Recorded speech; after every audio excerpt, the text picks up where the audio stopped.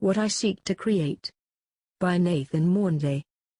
A comprehensive explanation of the motivations, purpose, goals, intentions and ultimate aspirations of the Biopantheist movement.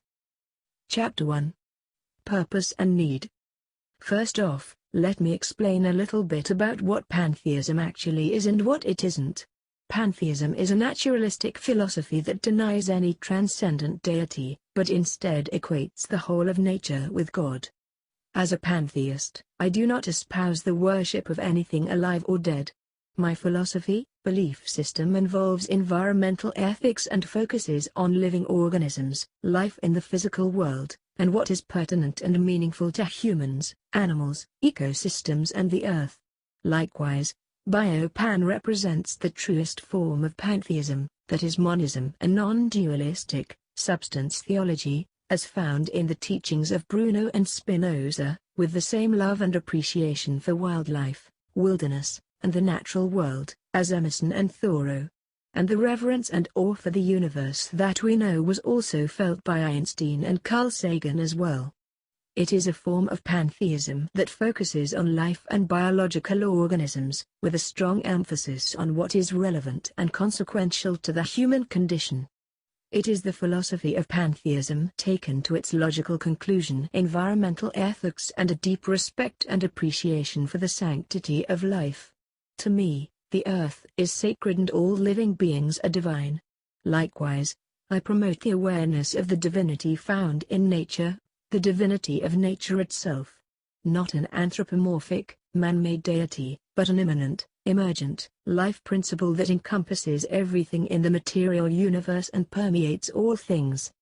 You can call this divinity whatever you want. I call it the Omnia, which means everything or all in Latin.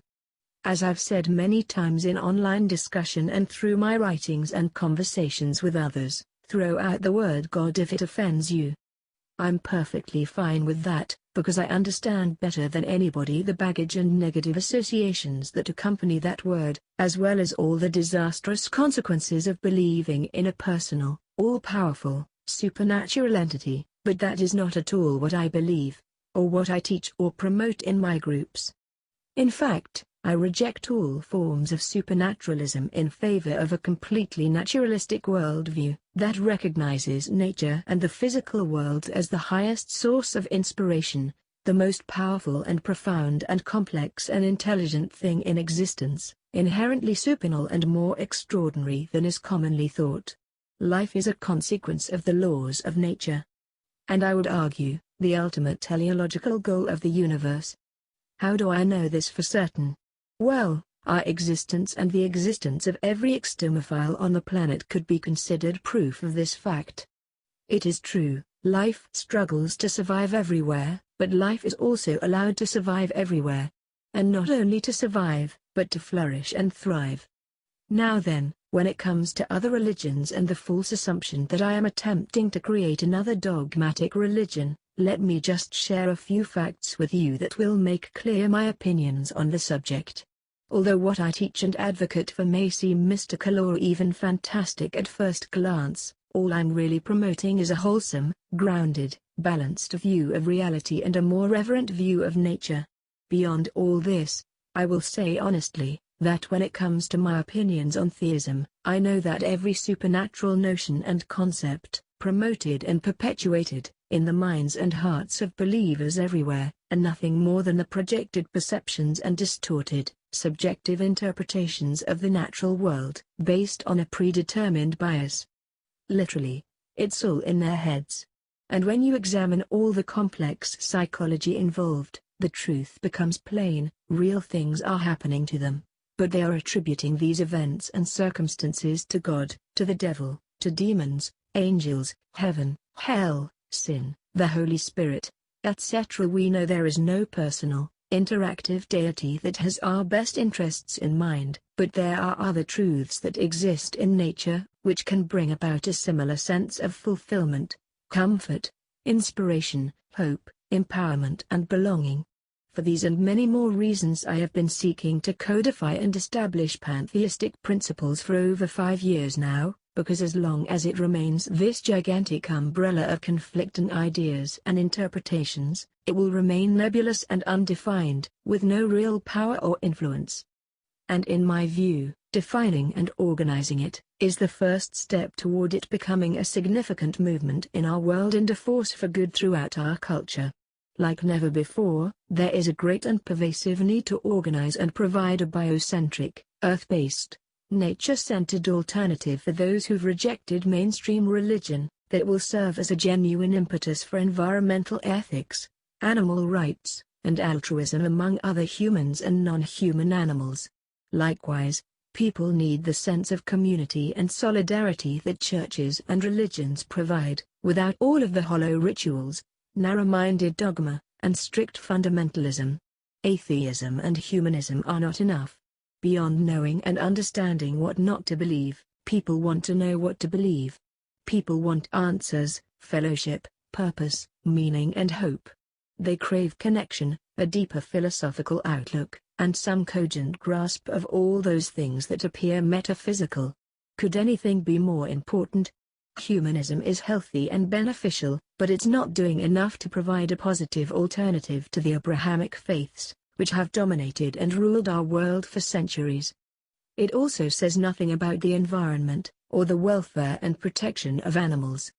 I would say that Wiccan religion and neo-paganism could fill this void, since the focus is undoubtedly on nature, coexistence with other life forms, and a deeper connection to the past.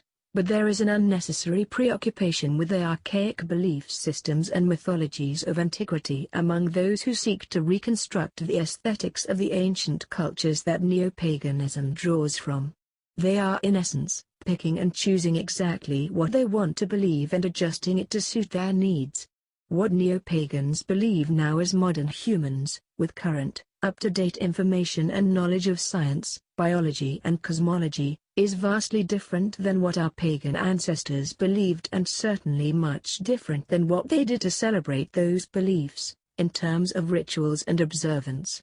This is not necessarily harmful in and of itself, but let's not pretend that neo-pagan practices are anything more than an amalgamation of many different ancient religious and cultural beliefs, all rolled into one and tailored to suit their individual interests. And this is not at all what I'm trying to create. I have no desire to go backwards, look to the past for inspiration, or draw any defining elements from any pre-existing earthly religion to supply any of the components for my philosophy, religion. On the contrary, my desire is to organize, codify and establish a modern form of pantheism that is practical, relevant and serves a specific purpose, beyond just a comforting ritual or a quaint and enjoyable aesthetic, although aesthetics, symbolism and rituals are all significant aspects of it as well. Beyond this, as much as I find it attractive, charming, and rich in symbolic meaning, not everyone jives well with the pagan or New Age aesthetic and some might find it silly or uncomfortable.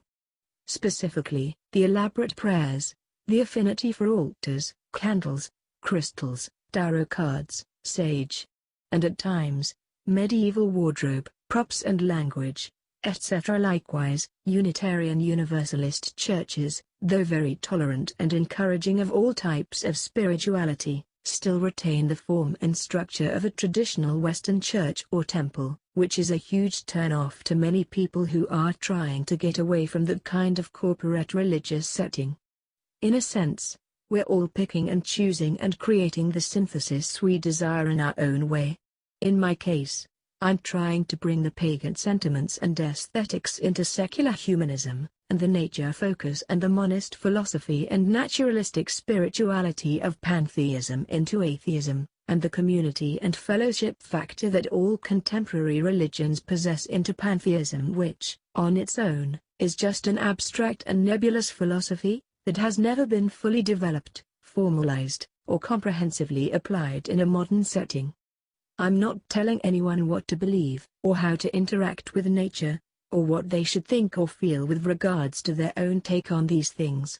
On the contrary, I respect all individual paths, as long as they are salubrious and life-affirming, include the admonitions to abstain from harming others, especially children and animals, and represent moral and ethical progress. Unfortunately, most religions fall short in all of these areas, despite outward pretenses to the contrary. Many who object to organization within pantheistic circles do so because they are still of the mindset that they need to rebel and reject all forms of religious authority. But being rogue and doing your own thing doesn't help the world or comfort the non-believers who are struggling to find meaning and purpose in the absence of their former theistic beliefs. That's where I come in and why I seek to give pantheism arms and legs and a relevant and notable presence in our culture.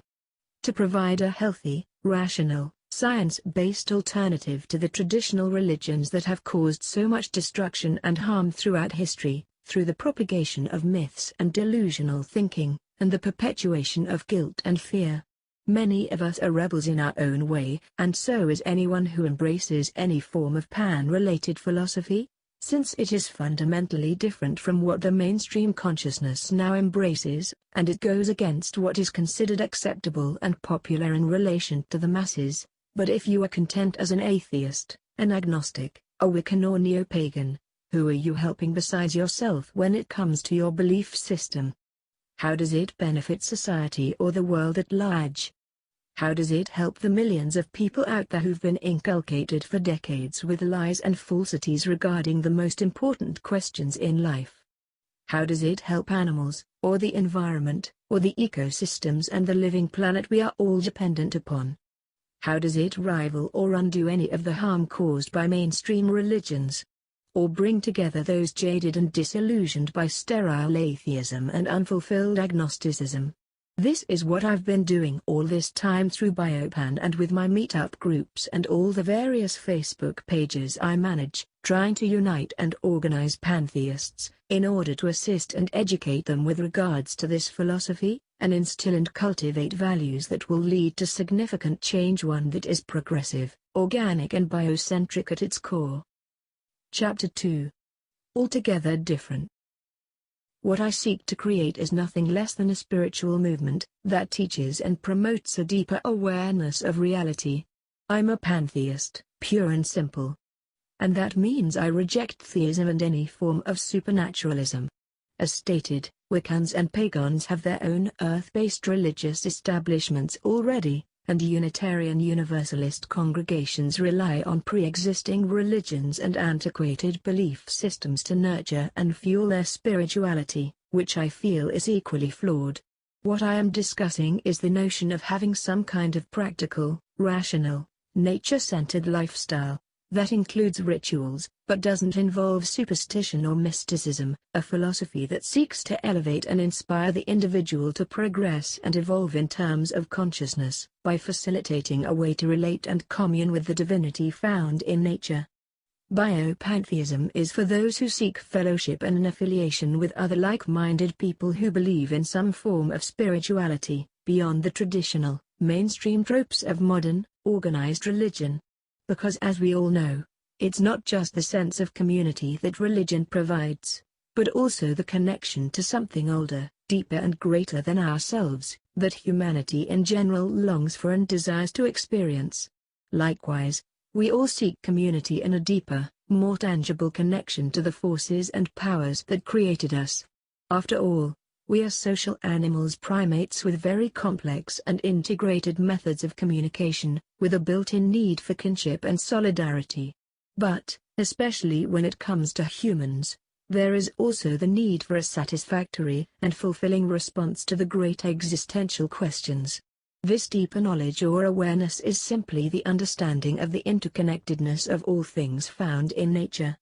It is not mysticism or woo-woo, but it is in fact a physiological and biological, tangible reality. The conflict occurs when one remains trapped in self-centered, egocentric or anthropocentric thinking, that is the anthropic principle that the universe was made for us, or the faulty notion that we are somehow the pinnacle of creation. I do not believe this, but I do believe self-awareness and consciousness is the ultimate, teleological goal or intention of nature. One of the most important central themes in Biopan is the knowledge that life has arisen spontaneously, that all energy, matter self-organizes, and that the laws of nature are really the unconscious will of the Omnia. I say unconscious because it cannot be in control of all things, as is commonly thought in theism, because there are extraordinary amounts of pain and suffering in the world, just as there have always been. And that is because God is not yet fully awakened at this time, though we see intimations and suggestions of it happening now. In truth, it can only happen through us, when we exhibit higher ethics and morality, when we behave altruistically and follow a melioristic path. There will always be a struggle between those who are living according to their more primitive natures and those who seek to evolve and move forward as a species. You must do what you can to make a difference. If you love Mother Gaia, do whatever you can to protect her and care for her. Lead the way, set a good example and influence as many people as you can, in every way you know how. There is so much pain and despair in the world, so much suffering, violence and cruelty.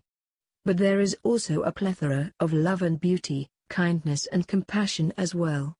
We are both angels and demons, simultaneously sinners and saints, childish and selfish, but also endowed with unlimited creative potential as well.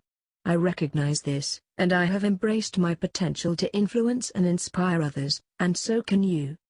There are good people out there doing what they can. And collectively, we are making progress. Instead of letting the bitter realities we observe get us down, we should be thankful that we realize all of this and that we're not a part of the problem. Instead of succumbing to discouragement and despondency, we should remain alert, sober and vigilant always. We should write, draw, paint, sculpt, act, speak, play music or perform whatever relevant and beneficial task we can, to contribute to the greater good. We should use our talents and abilities in meaningful and lasting ways. Please, I adjure you, get involved in some kind of activism, compose music, do art, or communicate in whatever manner you know how, and share this message with others, as long as you are able, in whatever way you feel called to do so. The world needs to wake up, and it starts here and now, with us. Chapter 3. Hope, the Heart of Biopan. We are not alone. There are hundreds, thousands, millions of people who think and feel just like we do. They are called by many names and they identify themselves by many different labels: environmentalists, scientists, philosophers, artists, intellectuals, poets, teachers, and scholars. They are humanists, naturalists, free thinkers, hippies, vegans, minimalists, outdoor enthusiasts, nature lovers, druids, neo-pagans, Wiccans and New Agers. They are scattered and diversified, organized in their own groups or isolated and spread out in many towns, cities and countries. They may not know what biopantheism is, but they already believe it and follow it. They already know it in their hearts and they act on its principles daily, and in a sense, they are already with us. We just need to hold up the banner and inform them of what we believe. Only then will we be able to mobilize, organize, take action and work collectively to change things. Make no mistake, we can change things. It's never too late, so please don't give up. Instead, find your calling and use whatever abilities you have to steer things in the right direction. You can make a difference, but we have to work together. This is one of the most important and essential aspects of Biopan, that is our own divinity and the innate power. We have to become co-creators in a collective sense, as we unite and begin to utilize and assimilate all human knowledge and higher learning, and direct it toward a shared, supernal goal, and commit ourselves to a singular, altruistic purpose as a species. The time is now and the day is upon us. Inner and outer conflict and troubles amass. With so many threats of destabilization and socio-political issues, ecological dangers and environmental disasters imminent all around us, there is no time to waste. As such, we have a responsibility to each other, to the planet and to every other life form, to behave decently, act morally, and accomplish all that we are able, during our limited time under the sun. Make the most of every opportunity and follow your own highest ideals. In doing so, You save and protect our one and only home and resurrect and establish the mind and heart of divinity. No help will come from above because there is no benevolent, super being looking out for us, and that means it's 100% up to us. The future is in our hands, and if we squander this miraculous opportunity, countless generations of humans and non-human animals that come after us will suffer and fall. Every issue that is on the table, be it climate change, poverty, or war, violence, oppression, economic collapse, depleting ozone, vanishing resources, habitat loss, ocean dead zones, species extinction, illness, epidemics, mental disorders, dysfunctional behavior and disease. Nature undeniably holds the keys and the answers to deliver us from them all. She is our true savior. But if we continue on our destructive paths and remain detached and disconnected from the knowledge, wisdom, inspiration and enlightenment to be found within the Omnia, we will go the way of the dodo. And our planet will become another scarred and lifeless relic in the lineup of desolate and uninhabitable rocks that drift alone amid the cold and lonely depths of the great sea of space. This rich, vibrant sapphire marble has given us everything we need to live abundantly and perpetually sustain ourselves, but a new philosophy must be taught, a new understanding fostered, and a more awakened and coherent mindset must be established. As renowned astrophysicist and science educator Neil deGrasse Tyson once said, we're all connected, to each other, biologically, to the Earth, chemically, and to the rest of the universe, atomically. Yes, my friends, God is the universe, literally everything that exists. And within this universe, there is an abundance of love, but it can only be manifested through sentient beings like us. Every animal, including humans, that experiences love and acts upon it is God, exhibiting love. In order to understand this, you must first understand the source of all things great and small, that is the singularity that existed just before the first moment of time. If you are unfamiliar with the term pantheism, it is essentially pantheism, with a logical explanation for the origins and purpose of our existence, that centers around an infinite, unknowable intelligence that set everything in motion and instigated the Big Bang, by annihilating itself and becoming the physical universe. This infinite being now exists only as the forces of nature, the fragile yet indomitable, life principle that I have come to call Omnia, which, over eons of time, is now reconstituting and manifesting itself in an incomprehensibly massive, collective way, through all conscious energy, matter, bacteria, fungus, plants, animals, etc., and coming into personal, self-awareness and cognizance, presently and locally, through us. This is the heart of what I believe. All of that being said, there are certain things I wish to clarify so that there are no misunderstandings. I'm not a theist, and what I'm describing does not fall under the category of a supernatural belief, although it may be considered metaphysical. Pantheism is not theism, or anything close to what Christians, Jews or Muslims believe, except in the most mystical and unorthodox traditions. And just as with pantheism, there is no anthropomorphic deity present. Only the spontaneous, self-organizing, perpetual, internal, external forces and powers that govern and sustain our world, along with countless others out there. Those who are non-spiritual would simply label these as the laws of nature. If you've read any of my previous works, you should know me by now and exactly what I stand for. I care about reason, logic and common sense. I seek to dispel the archaic myths of the past and unite people under one banner. Reality, that is my religion. That is what I preach. The marriage of science and spirituality with a sober and acute awareness, reverence, respect and appreciation for the natural world. I have been called a fanatical atheist and I have been called a strident anti-theist. I've been labeled a religious freak with a messiah complex and I've been called pagan at times, and it's true, I vehemently oppose the Abrahamic faiths and I do seek to educate, enlighten and inspire others. I also have some pagan inclinations, to be sure. And for that I am proud. I side with the ancients in their celebration of the seasons and their fellowship with the earth and communion with all things wild and unbroken. I long for a deeper connection with the divine that exists all around us, in air and rock and tree. I see God in the faces of animals, and I relish time spent in the wilderness, hiking, camping and exploring nature's many mysteries. She is my God, but I am not pagan. I am more, because I recognize the benefits of scientific knowledge and I study astronomy, biology, evolution and psychology. I don't believe in mythical gods or goddesses. I don't practice any mystical rituals or hold seances for the dead. I don't even believe in an afterlife, unless genuine, verifiable evidence to the contrary becomes available.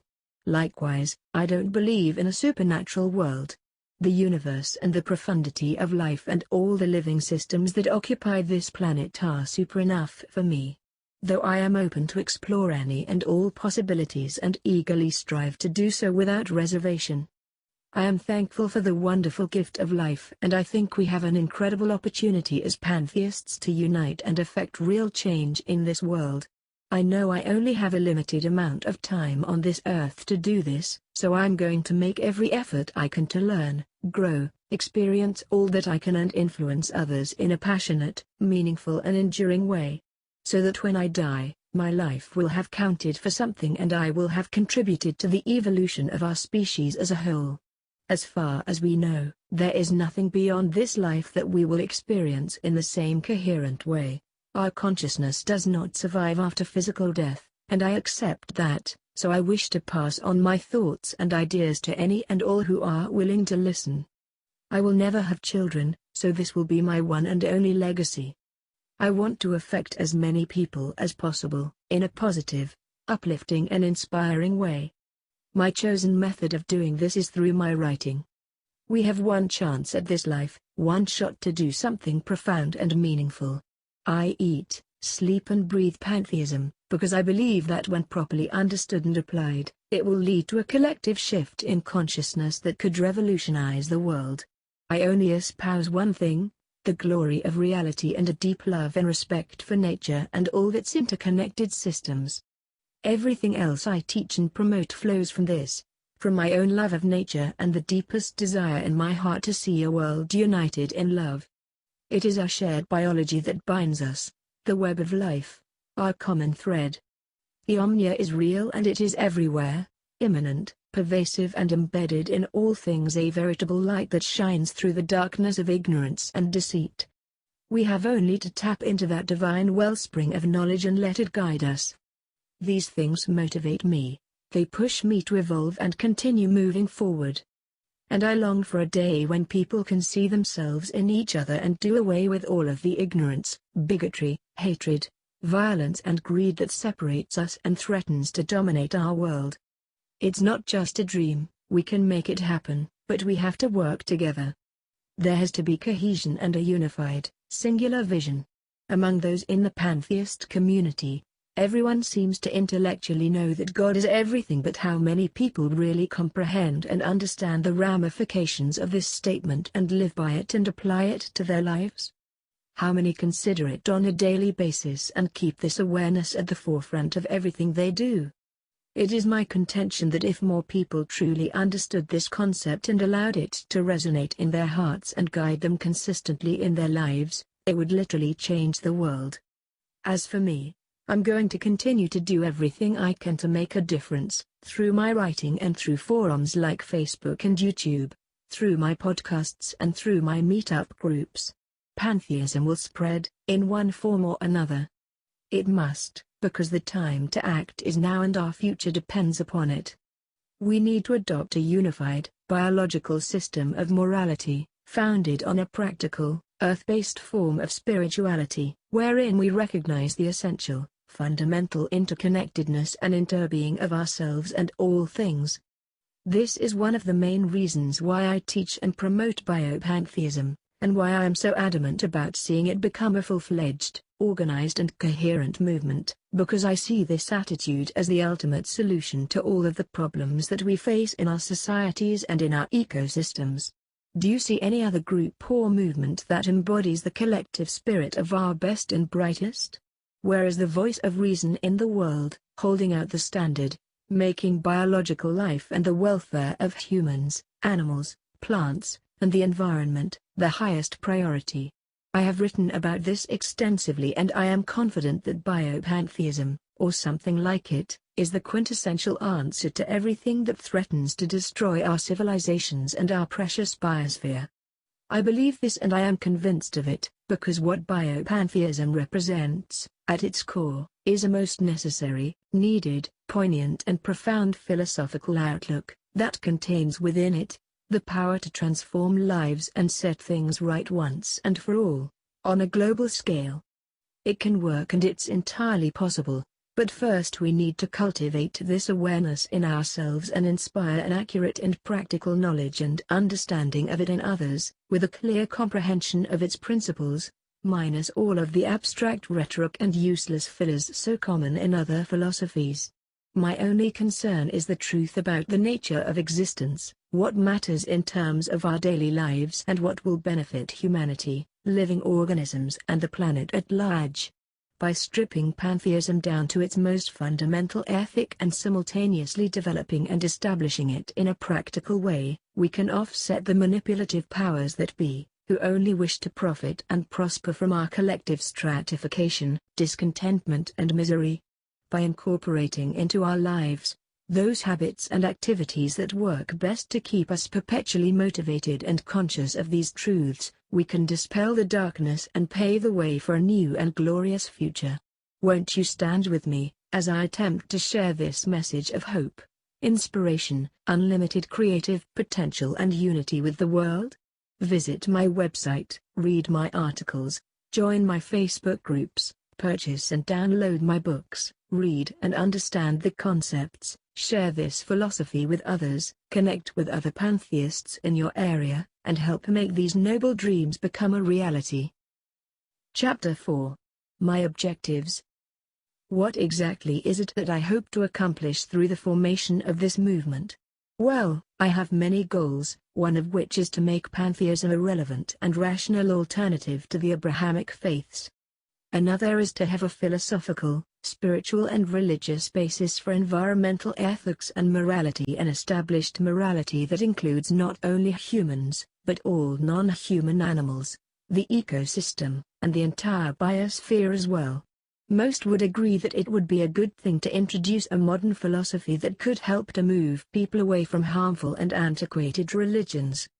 And yet they question the idea of creating and instituting a set of morals and ethics to promote, citing that this is not that far from becoming just another dogmatic religion. In response to this, I would say, I'm not creating anything. The morals and values already exist. They are intrinsic in human interaction and easily determined by the laws of cause and effect. Consequences are our guide, not my own judgment of what is right and wrong. Some would say that apart from getting people away from religion, everything else could actually be accomplished through secular means, without the need for pantheism. This is of course true for the most part, but as I mentioned, there is also a need for spirituality, for ritual and symbolism, for observance and celebration. These things are hardwired into us, and there's nothing at all wrong with them. As long as everything is based on reality and not fiction, superstition, or the literalization of mythology. If we can get people away from conventional religions and deriving their morals from an ancient storybook, the rest should follow naturally. Many people who've come out of religion are seeking fulfillment and a need to feel that connection, the greater sense of meaning and purpose, and I'm here to tell them, it already exists. It's our own interconnectedness with nature and the universe, and our divine legacy as human beings. The story has already been told, it's in our own DNA. Speaking of a moral code, all of the ethics and values in Biopan are humanistic. But it goes much further. It involves systems theory, the Gaia hypothesis, veganism, animal rights activism, and everything we now know about modern ecology, sustainable living and environmentalism. Chapter 5. My beliefs. What we believe in is nature, and that nature is more remarkable and extraordinary than what is commonly thought. It is our creator, our sustainer, our protector and provider, all qualities traditionally attributed to the theistic God. Yet we don't have any gods or goddesses like other religions. But we do think religiously about nature. There are symbols, motifs, allegories and metaphors inspired by pagan druidry and Native American animism, but these are simply poetic expressions and ways to relate to the life cycles and various aspects of nature. And none of it is meant to be taken literally. Let me repeat myself just for the sake of clarity. There are absolutely no transcendent gods or goddesses in Biopan, because it is a completely naturalistic philosophy, unless of course you count humans and our future apotheosis. We believe that nature is divine and we are all a part of nature. We believe the universe itself is God, but not in the sense that it is a personal, conscious or coherent entity. Constantly I think about what it means for human beings to evolve, and for me that means doing away with conventional religion and learning the truth about reality, which to me is biopantheism.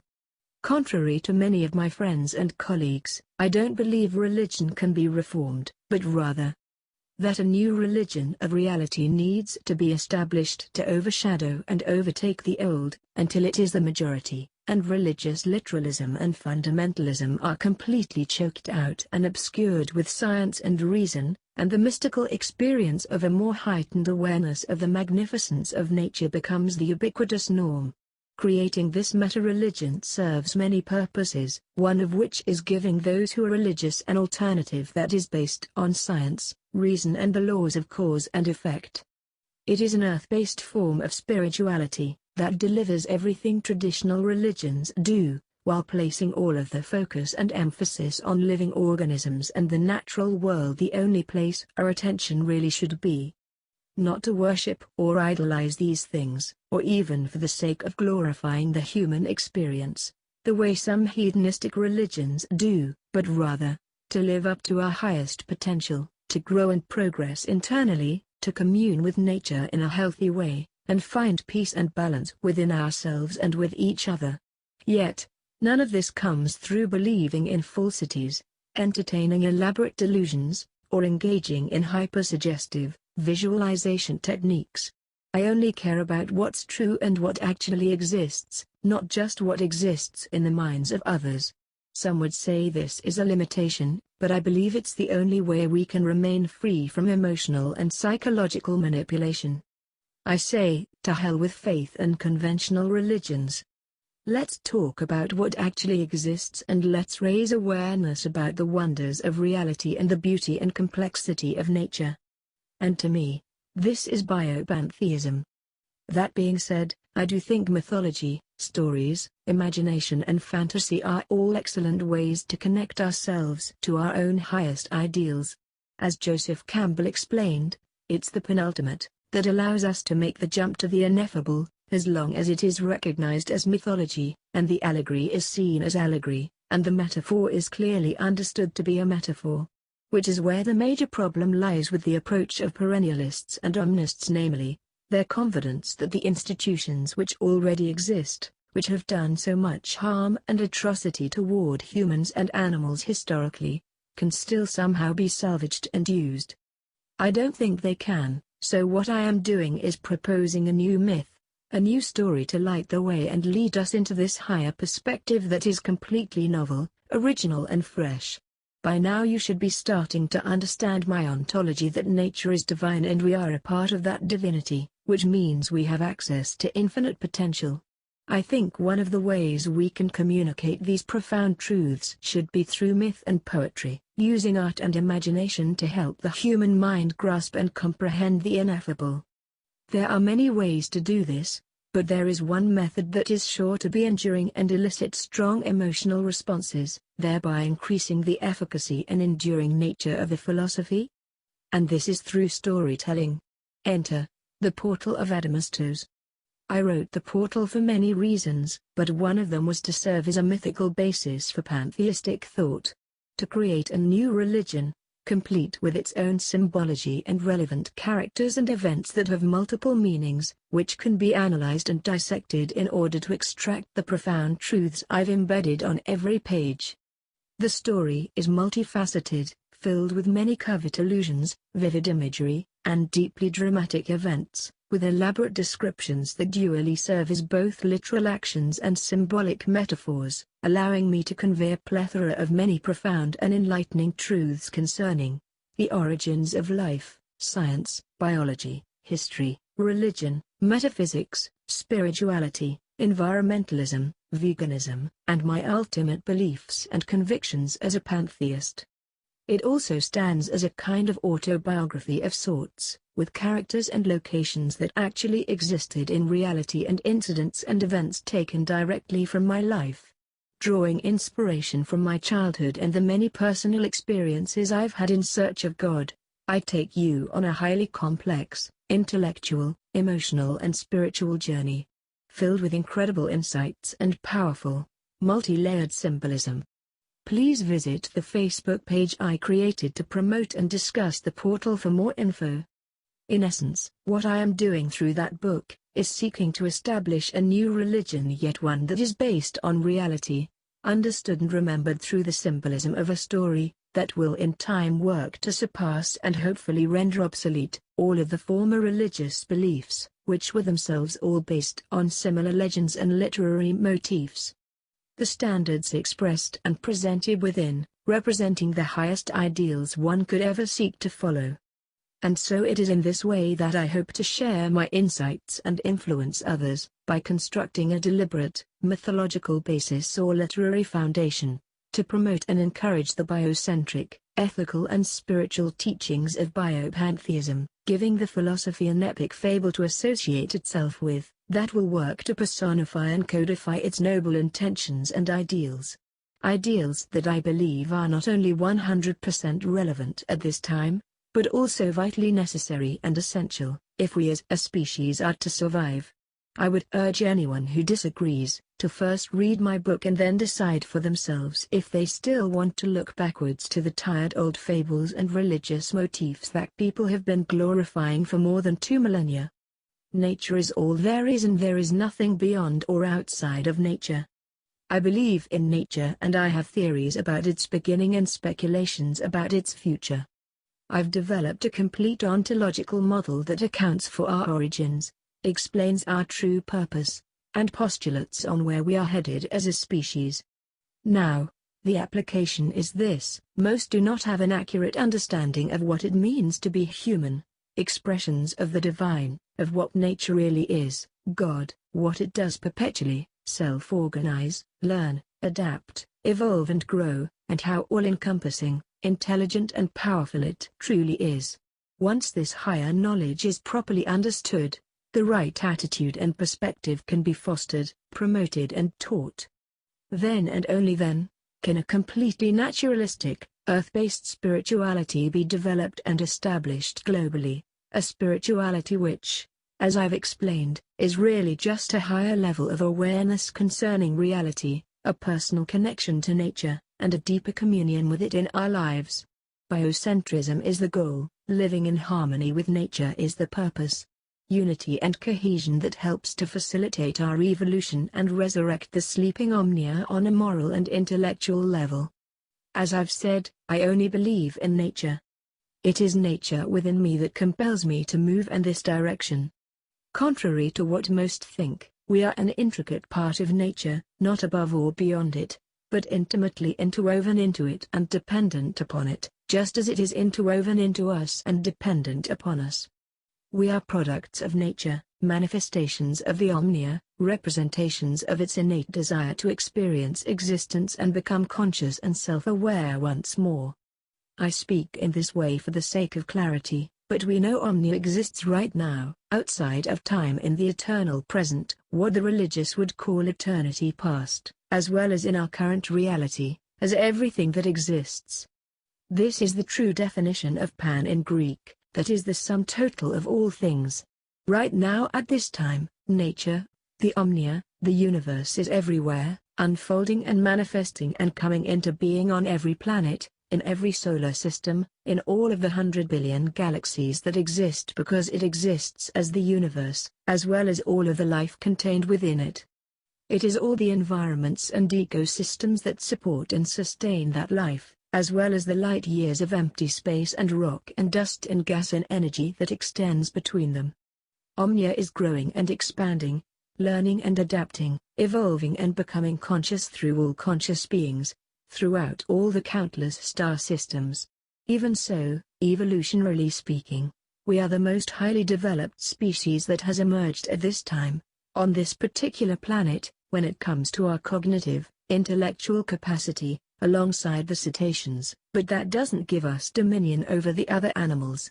On the contrary, we have an even greater responsibility as stewards of the planet, who are capable of complex emotions and the moral reasoning, abstract thinking, the ability to distinguish between right and wrong, and the power to manipulate and reshape the environment to suit our own needs. An awesome privilege and an awesome responsibility indeed. Chapter 6. My Goals. I've made it my goal to be able to articulate and explain these things, even to the uneducated and the uninitiated, because I think it is something vital and important that we all, as pantheists, must learn how to do, and do well. One of the main reasons I started Biopan was to ask the really important questions and figure things out and discover the truth, and develop and establish an accurate and reliable worldview that can then be taught and promoted on a larger scale. This effort is about codification, defining and organizing pantheism into a practical, relevant and beneficial movement.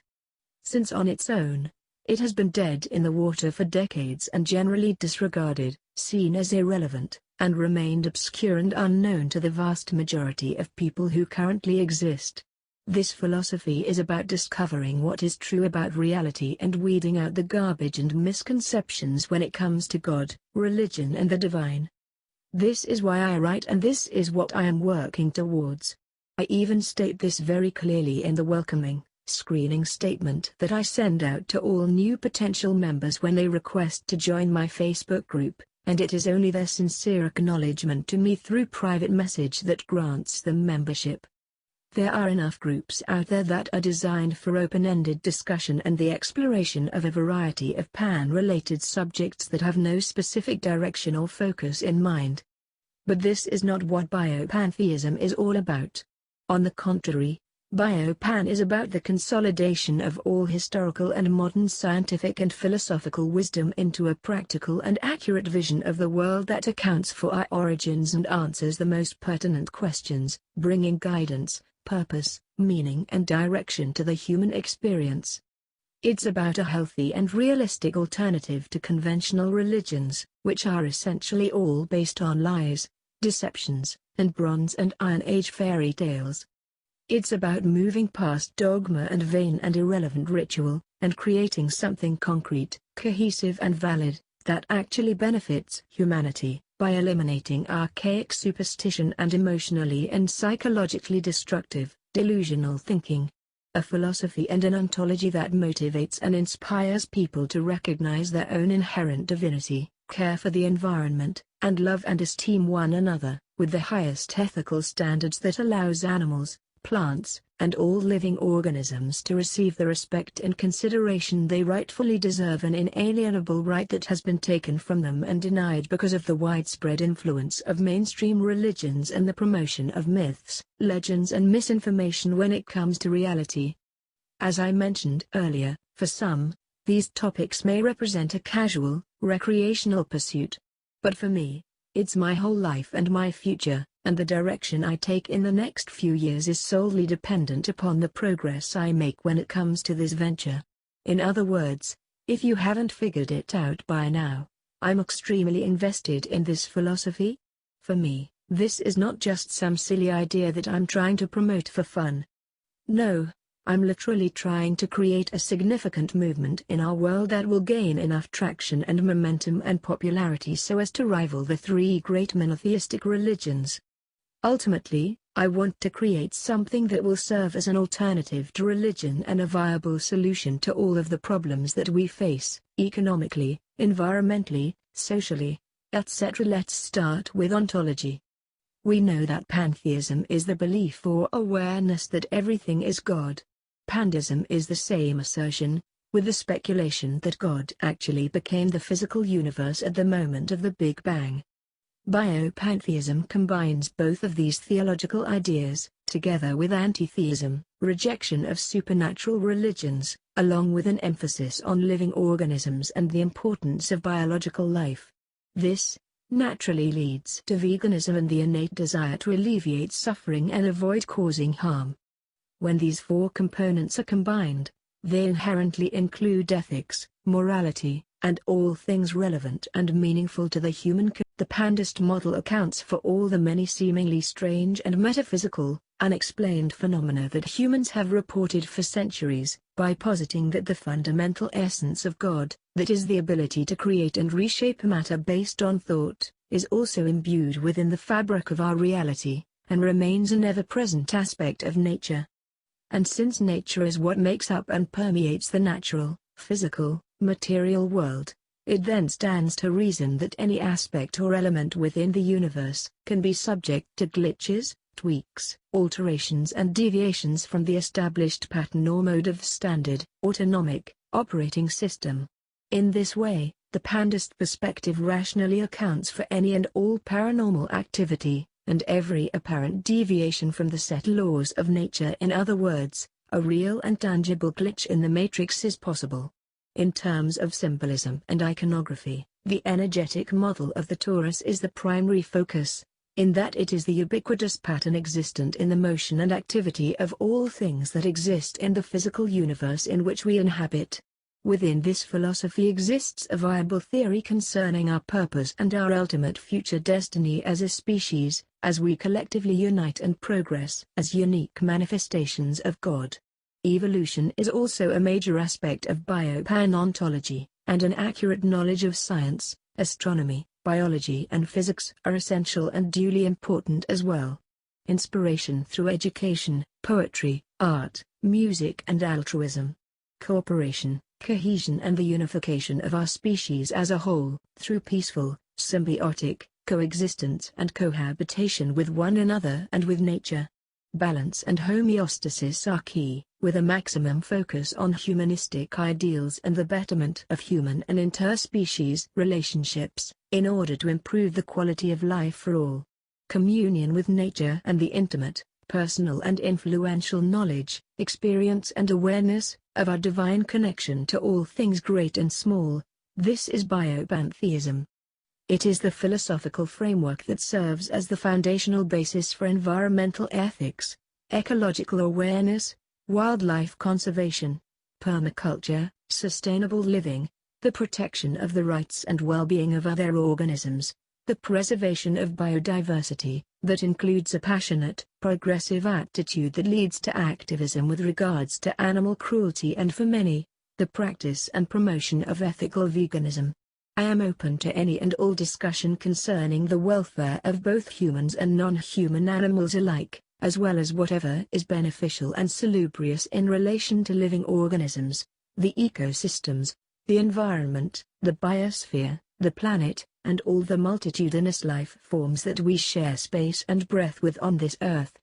Omnia is of course my word for God and the inherent life principle found within all things, that pushes and pulls all energy, matter to expand and collapse, spread out and coalesce, spontaneously self-organize, reproduce, evolve, adapt, survive, learn, grow, heal, and operate autonomously. Omnia is also the universe and everything in it. It is the physical locale we inhabit, as well as the forces of nature and the natural laws that govern and sustain all things, which are ever-present, immutable and eternal. This divinity is immanent, pervasive, omnipresent and emergent, existing perpetually, and manifesting in and through all sentient, sapient beings and higher life forms, both intellectually and morally, cognitively and collectively, but not necessarily physically in an idealized sense, not yet. Biopantheism rejects all notions of the supernatural, in favor of a heightened, more acute awareness of the natural world and the biological functions of nature as both our creator and sustainer, as our ever-present teacher and guide, as well as our mortal enemy at times and the bringer of death and destruction through entropy. Understanding this dichotomy is key, in that we are also aware that we as human beings represent the intellectual and moral aspects of Omnia. And as such, We have the power to end all human and non-human suffering and bring about peace and homeostasis on a global scale, first in our human societies, and then to the animal kingdom itself. Biopan is progressive and forward-thinking, with a strong belief in meliorism and the innate power of the individual, as well as the collective whole, to improve the quality of life for all. It opposes any and all forms of superstition, in favor of logic, reason and evidence-based science. It sees mainstream religious institutions as harmful and deceptive, in that they make false promises and seek to control, manipulate and oppress others using misinformation, guilt and fear, encouraging wishful thinking and delusions, by promoting the existence of supernatural beings, an afterlife, and an invisible, spiritual world. That being said, I am still very much open to exploring the paranormal and getting to the bottom of any and all apparent, supernatural and metaphysical phenomena purported by others to occur, but I adamantly believe that this subject should also be approached scientifically, with sober vigilance and clarity of mind, without any predetermined biases that would otherwise taint and distort the truth about such matters. To answer the existential questions, provide purpose, guidance, direction and meaning to those who are seeking to liberate and awaken the divine potential within, by showing compassion and empathy toward all sentient life. These are just some of the goals of Biopan, and they are all that noble, healthy, upright and good. Chapter 7. My Vision. I would like to see education centers established and spread out all across this nation, with local chapters and leaders in every state, who organize meetings and coordinate inspirational talks and presentations. I want to make videos and documentaries highlighting this worldview in order to educate and inform the public of just who we are and what we believe. I would like to see, if possible, Biopantheist churches on every corner, with a plethora of books and reading material on the subject available at every turn. And I only use the word church to infer that I wish for it to rival and eventually subvert and overtake all of the other churches which are founded on nonsense, lies and mythology. Celebrities and leaders in the scientific community coming out in support and speaking about it on the news, and wildlife conservationists, ecologists and other respected intellectuals attending huge rallies, wherein we can collectively speak, let our voices be heard, and gain exposure. In order to encourage others to organize and assemble, for the purposes of education, fellowship and collective activism. I want to stir up the masses and motivate change when it comes to social, political and environmental problems that must be addressed with a more holistic mindset. Ideally, group meetings would be held outdoors, in a natural setting, in or around a wooded area, on a beach, in a park, etc. A dedicated building would be useful, however, to show films and have presentations and slideshows, house books and movies and so on. As far as fellowship and a place where disillusioned and jaded ex-Christians, ex-Muslims and ex-Jews can go to learn about reality and pursue spirituality in a naturalistic way, with the exception of the Unitarian Universalist congregations, no such organization currently exists. I would not necessarily call it a church, but it would serve the purpose of what churches do, in bringing people together with common interests, in order to teach, educate, comfort and inspire, allowing pantheists to fellowship, exchange ideas, and encourage one another, etc. Why should Christians, Muslims and Jews have a monopoly on fellowship and human solidarity? Especially when what they teach and promote is almost always based on lies and fabrication, supports unrealistic, over-idealized notions of morality and purity, and, most importantly, propagates mythical or fictional concepts that cause delusions and emotional imbalances. This is not what a church or a religion should do. And this is not what I intend to do at all. In stark contrast, I would start fresh, beginning from what science teaches us and observation confirms. Scratch all of the fictional and mythologized characters and figures, beyond the fabled Jesus or the invented apostles, or any of the loath-sold or New Testament patriarchs. My pillars would be Pythagoras, Socrates, Lucretius, Hypatia, Galileo, Newton, Bruno, Spinoza, Tesla, Einstein, Jung, and Sagan. These are my heroes and saints. These are the luminaries of wisdom we ought to be looking to for guidance, wisdom and inspiration. The spirit of Native American culture and the pagan sentiments of the Druids and the Celts, the poetic wisdom of John Muir and the Transcendentalists, combined with all the knowledge and insights of modern biology and astronomy. The heart of Jane Goodall and Jacques Cousteau and the passion of Steve Irwin, when it comes to conservation and the love and respect we ought to show to the earth and all life forms. Name me any institution or organization, religious or otherwise, that ever combined the accumulated wisdom of all of these. That's why I desire to start something completely new, that will draw out and attract pantheists, atheists, agnostics, secular humanists, pagans, Wiccans, Druids, religious naturalists, scientists, astronomers, wildlife conservationists, philosophers, poets, and anyone in the New Age movement that prefers reality over mysticism. Chapter 8. My motivation. I want to see pantheism grow and spread to eventually influence and enlighten the world. I want it to gain the exposure and credence it deserves. And I want it to evolve and become a significant movement that rivals and eventually surpasses Christianity, Judaism, and Islam, in both popularity and cultural immanence. I want it to transcend, engulf and dominate the consciousness of the masses and revolutionize the world.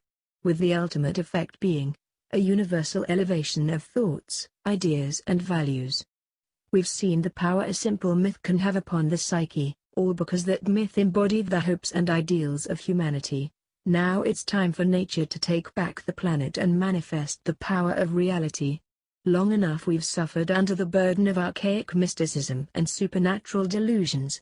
Long enough the populace has cried out to their invented gods and goddesses and sought the comfort and counsel of corrupt and greedy religious leaders who have not had their best interest in mind. And now, in part because of this ignorance, distraction and irreverence for true divinity, we face ecological disaster at every turn. Depression, anxiety and other forms of mental, psychological illness and emotional disorders have risen to epidemic proportions. Alcoholism, drug addiction and substance abuse problems dominate our culture. Greed, apathy, violence and war threaten the peace and stability of every nation on earth. Our species needs to evolve if we are ever to survive, and I see pantheism, and particularly, biopantheism, as a viable and effectual solution to all of the problems we currently face in our societies and in our ecosystems. Consider the following. We have never had a resource-based economy or a bioethically based culture, fueled only by a symbiotic attitude of cooperation and altruism, a holistic, religious respect for nature and a universally known and accepted spirituality that embodies a shared reverential love for the earth.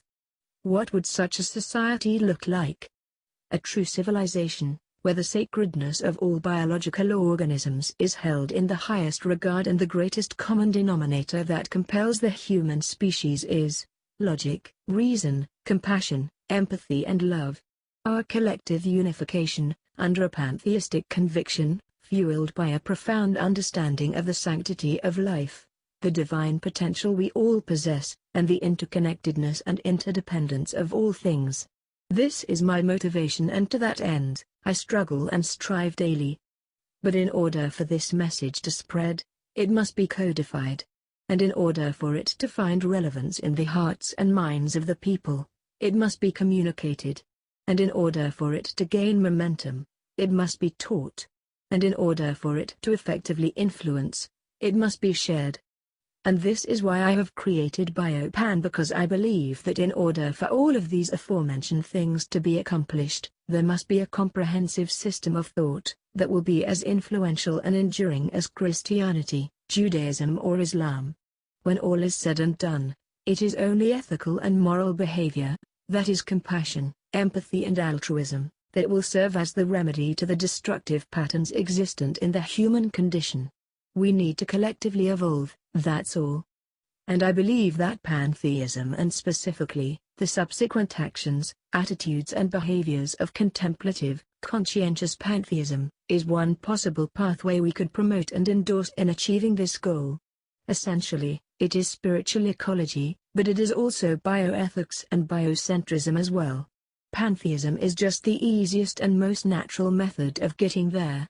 By using science and our senses, we become intimately aware of reality and thus form a standard of ethics and morality, based on an acute and ever-present awareness of the interconnectedness and interdependency of all things within the natural world.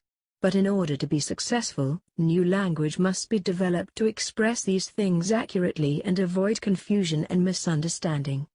This is part of what I'm doing with Biopan as well, developing new terminology and words that more precisely convey these relevant and ineffable truths.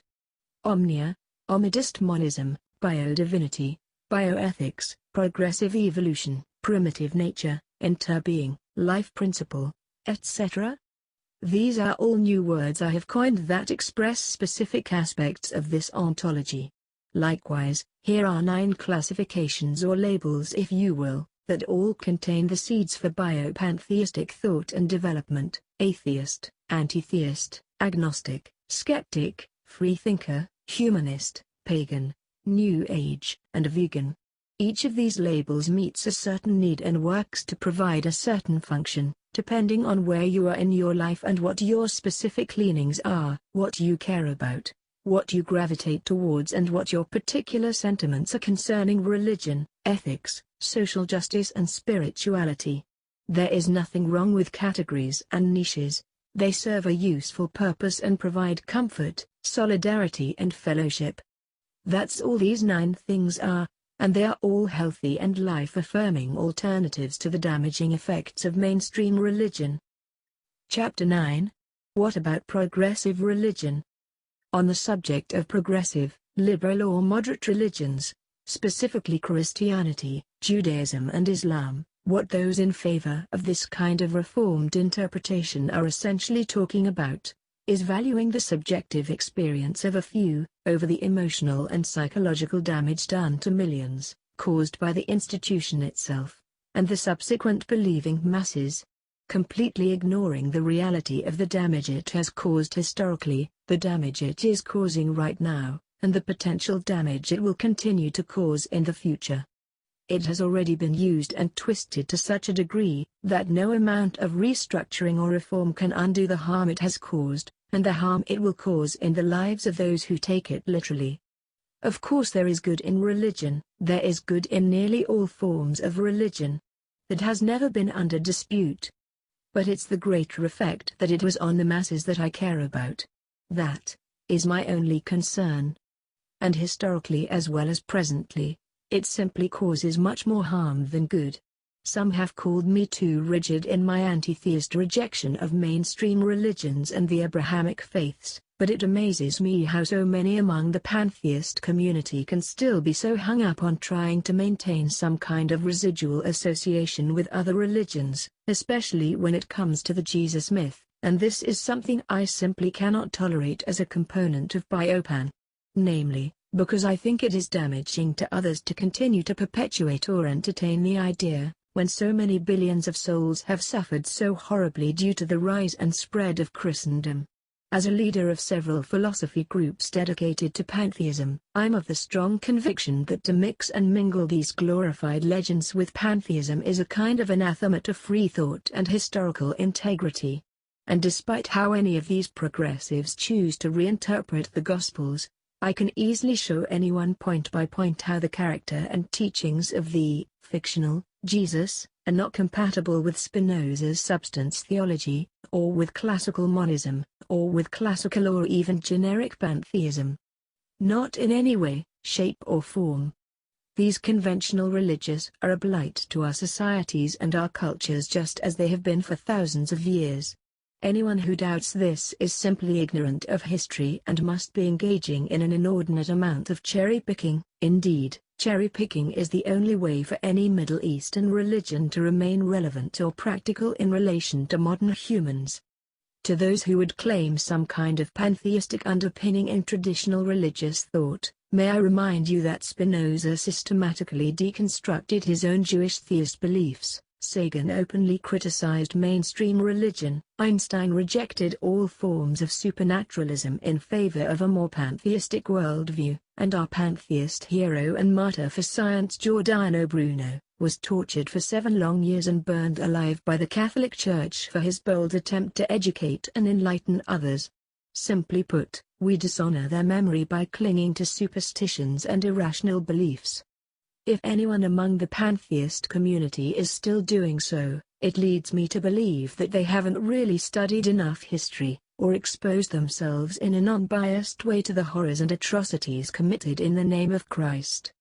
For most, it seems as if they don't really care about what's true, but instead care only about what they get out of it, associating themselves with Christianity, and how it makes them feel, what this idea can do for them in terms of enriching their lives, or even how it may help support or defend their pantheism to others. I say, if you wish to learn actual history, please do the research yourself, starting with acclaimed biblical scholars and notable researchers like Dr. Robert M. Price, Richard Carrier, Kenneth Humphreys, Oren Ra, Dennis MacDonald, Earl Doherty, David Fitzgerald, John M. Allegro, Raphael Latasta, and Timothy Freak. Learn the truth about the myth of Jesus and put that ancient fable to rest once and for all. Religions are the enemy of everything I stand for, the antithesis of free thought and inquiry. They discourage philosophy, suppress logic, deny reason, and reject the advancement of knowledge outside of their own established dogma. By their very nature, they stifle and delay progress and only evolve and reform when they are forced to do so, as a last resort, due to external pressure and demands from a public that has advanced beyond their archaic stance, as the surrounding culture advances into modernity. They are always the last to change and always playing catch-up to the collective march of human progress when it comes to ethics and morality. I'm trying to create a pantheist movement, not a religious tolerance campaign. Moreover, Christianity, Judaism and Islam as a whole do not care about nature. The thoughts and motivations of their adherents have nothing to do with this earth in a practical sense, but are utterly consumed with the false ideations of a future paradise they are being promised by their creator, whether that's a special plot of land in the Middle East, or a heavenly kingdom predicted to come down from the sky. Religions are divisive, by their very nature they create disunity and schisms. In contrast, I'm trying to teach and promote a philosophy that unites all living organisms and makes biology, symbiosis, and homeostasis the central theme. Omnia means all. It means everything, not every religious belief or ideology, but every living organism, that is all of nature. What religious group do you know of that sincerely respects and values the natural world? Possibly Buddhism. Most certainly Jainism. In spirit, paganism and Wicca, though you'll be hard-pressed to find many vegans among them. And lastly, Native American animism. But this is a dying culture and a minority among humans, and as for the rest, it is clear that these are not the dominant belief systems of the planet. But rather, Christianity, Judaism and Islam are, and that's the problem. Why continue to associate with belief systems and ideologies that run completely contrary to what we as pantheists believe? Why not just throw out the old labels and start fresh? Start from what science teaches us and our hearts and the minds observe. If nature is divine, then we should love and respect nature, period. We should study and care for all life, seek a deeper connection with the natural world and with each other. Move beyond archaic traditions and create new ones that reflect 21st century knowledge and awareness. Stop looking backwards to old and outdated texts and be innovative, creative, and utilize all of the information and collective wisdom that we have now, for example biology, anthropology, cosmology, astrophysics, microbiology, psychology, etc. Personally, I have no problem using proverbial, New Age, or even conventional religious language and metaphor when I need to, but there are also millions more who want nothing to do with religion or religious iconography and its various associations, so what about them? Well, I must show them that Biopan will be a religion like no other. That can be labeled a lifestyle, as well as a philosophy of living, and ultimately, an earth-based form of spirituality for skeptics, atheists and agnostics alike. And what about the religious? Will this movement influence and sway them toward a more naturalistic worldview? Honestly, I'm not even concerned about trying to influence the deeply indoctrinated religious at this point. There are many others out there who are more geared toward this, such as the Four Horsemen of the New Atheist Movement, minus the late, great, Christopher Hitchens of course, and the new wave of atheist science educators who have now taken the spotlight. These highly educated and determined men and women, who've devoted their lives to the fight against religious indoctrination and theocratic oppression, are already making massive strides and doing an excellent job on this front, and I'm extremely grateful and appreciative for their presence in the world. Ergo, I want to create something that is wholly original and free from any associations with the Abrahamic faiths. I don't think I've ever even met a liberal or progressive Christian, and the ones I have met are simply New Agers who've reinterpreted Christianity to suit their likes and dislikes, mixing and melding a whole slew of borrowed elements from Eastern mysticism, with several other neo-pagan sentiments they've selectively chosen and cobbled together as well. Of course, this is not really a danger or a threat to humanity and animal life and ecosystems, the way conservative or orthodox fundamentalism is. But it's not exactly honest in my view either, and it's certainly not accurate when it comes to history, or even reality itself.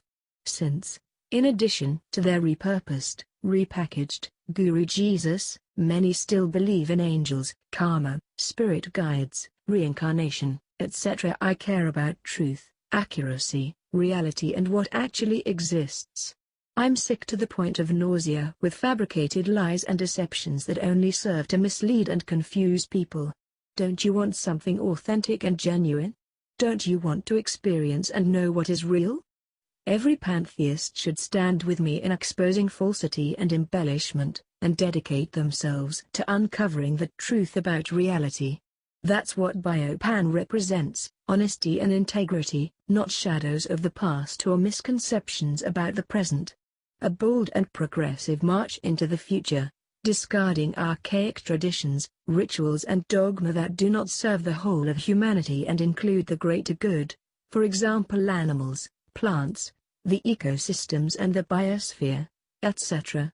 A new and more accurate awareness of life and the glories of nature, with the earth and all the various manifestations of Omnia as our focus.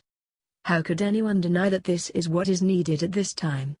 A new paradigm built upon the ruins of the old, grounded in logic, founded on reason, driven and motivated by reverence and love. A transformative philosophy with a biocentric ethic that supports and protects all conscious life, by teaching the divinity of all. Chapter 10. Existing Religions and Developing Biopan.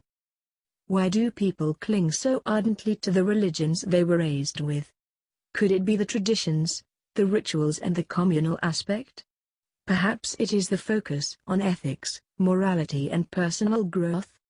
The acting out of repetitive ritual and communal observance of past events in the form of holidays and celebrations? The answer is all of the above. What I've come to realize is that these are all good things, and without an alternative, people will simply stick with what they know and what brings them comfort and fulfillment. Likewise, no matter how corrupt and riddled with contradictions and inconsistencies, they will draw out the good from conventional religions, because they are already good people, so they're able to extract the knowledge and wisdom within and reinterpret the texts in such a way, so that they only see helpful admonishment, goodness and love, etc. If it's not clear to you as of yet, what I am doing has nothing to do with accepting the good aspects of religious reinterpretations. Rather, my wish is to create something entirely new that stands on its own. Similarly, my hope is that one day we can have Biopan educational centers and assemblies. Like Sam Harris once said, in order to truly see an end to harmful and dogmatic religions, we must have a logical, scientific, emotionally fulfilling alternative, and I believe that alternative is Biopan. Moreover, it has nothing to do with deciding whether or not there are helpful, mystical, or communal traditions that exist within all religious movements. Of course these things exist, I've never denied that. But what I am doing is entirely removed from what already exists and entirely novel and independent of all current religious thought. No one has ever attempted to codify pantheism and start a real-world movement such as this, and that's the difference. Do not feel guilty for desiring to cling to the religious affiliations of your family or culture. There are many sociological and psychological reasons why people remain tethered to the religious traditions of their family and surrounding cultures. Likewise, do not feel guilty if you are fed up and wishing to leave and sever those ties. Guilt is just a sign from your conscience that you've done something wrong, but many times, more often than not, it is an unnecessary, self-imposed burden. Establish firmly in your heart and mind what is right and what is wrong, and you will eliminate unnecessary guilt toward imaginary deities and corrupt earthly institutions. I do not wish to alienate or confuse anyone beyond the confusion they may already be experiencing, so this is all I will say on the matter. Anyone can talk and give their opinions, but I'm actually trying to establish something that will make sense and benefit humanity. And by default, the entire planet as well.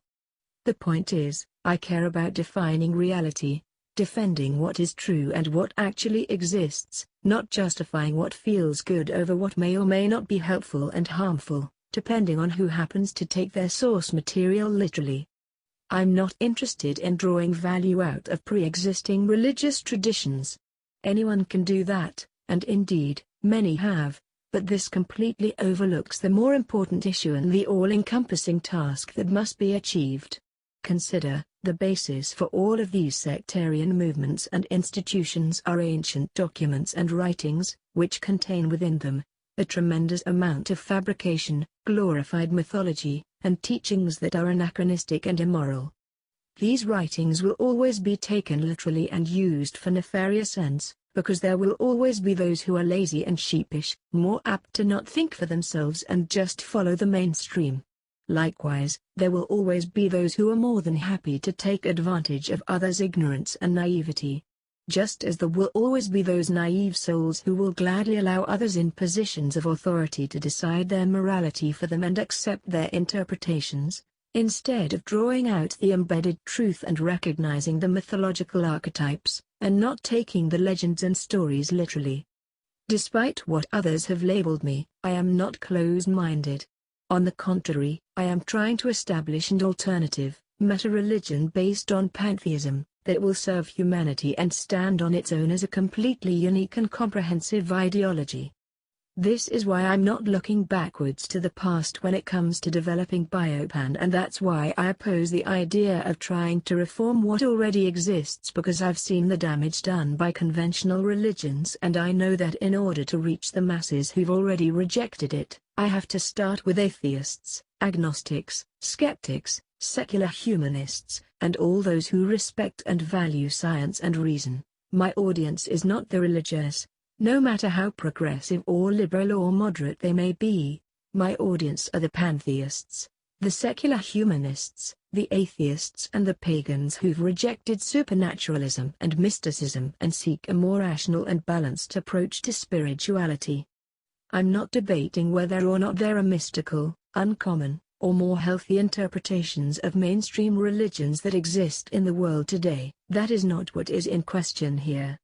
No, I'm trying to highlight the overall collective damage religious institutions have caused, and make clear to others that it is the doctrines themselves that are inherently damaging and therefore should be rejected, since they do not serve humanity as a whole.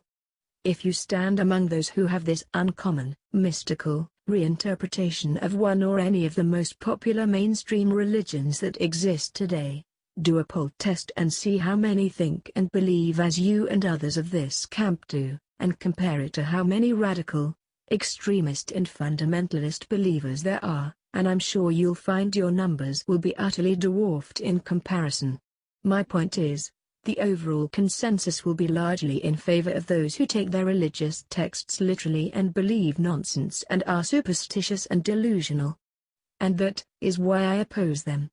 But remember, I'm not just opposing them, As atheists and anti-theists do, I'm also seeking to create something new, something that will bring us all together. Not through our shared mythologies or quaint and sentimental religious traditions, but through the only thing that really matters: our shared biology. Sadly, there are some within the Pan community who like the symbolism and ritual and pageantry of Christianity far too much to let go of these trappings, and will hypocritically choose to defend it tooth and nail and continue associating with it, even though they claim to be pantheists, which makes absolutely no sense to me. Because as I've said over and over, just because you can draw some good out of a religion, doesn't change the fact that what the majority of the people who follow that religion believe, represents the exact opposite of what pantheism is. Furthermore, your sympathies and affections for these Middle Eastern fables do not negate the reality that they constitute a real and palpable threat to ecological sustainability, a hindrance to moral progress, and a roadblock to human evolution. If you question this analysis, stop for a moment and consider the fundamentalist view on homosexuality, their attitude towards science, evolution and free thought, and their take on animal life and nature. Where is the care and concern for wildlife, non-human animals and the earth? Indeed, why care about a world that's destined for destruction and an imminent cleansing by fire, with the imaginary promise of a new one gifted to you from your imaginary friend in the sky? Is that too harsh, I wonder? Am I being too critical? Perhaps. And yet, this is exactly what most evangelical Christians believe. I know this, because I was once among their ranks, and this is what we were taught and what we preached and promoted daily. Incidentally, all one need do to become an atheist, agnostic, secular humanist or pantheist, is actually study religious texts in a thorough and comprehensive way, without any predetermined bias or existing opinion, and they will quickly discover the truth, since all of the texts completely contradict and discredit themselves. The point is, in the developing of Biopan, I am often being told by some very good friends of mine that I need to be more inclusive, that my doctrine is too limiting, that I need to expand my definition of pantheism to include other aspects of other theologies, and that the people who hold these uncommon, progressive, mystical reinterpretations of Christianity and other religions are really the ones who've got it right, and that this is what pantheism truly means. Even going so far as to tell me that this is what Biopan should be all about, claiming that they too are against fundamentalism and strict adherence to literalism and dogmatic orthodoxy. And yet, none of these people seem to understand that my rejection of the Abrahamic faiths because of the fundamentalism it incites, is half the reason I created Biopan. Conversely, there are many who also stand in one accord with me in my endeavors and support my vision 100% and have done so for years. To you I say, take heart and do not be discouraged. We are not powerless, and we can do much more than just talk unkindly of other religions. We absolutely can bring them down if we teach the truth about reality and expose even a fraction of the sordid lies and deceit so inherent in religious institutions. Teach and promote actual history and spread knowledge about the factual origins of each of the Abrahamic faiths.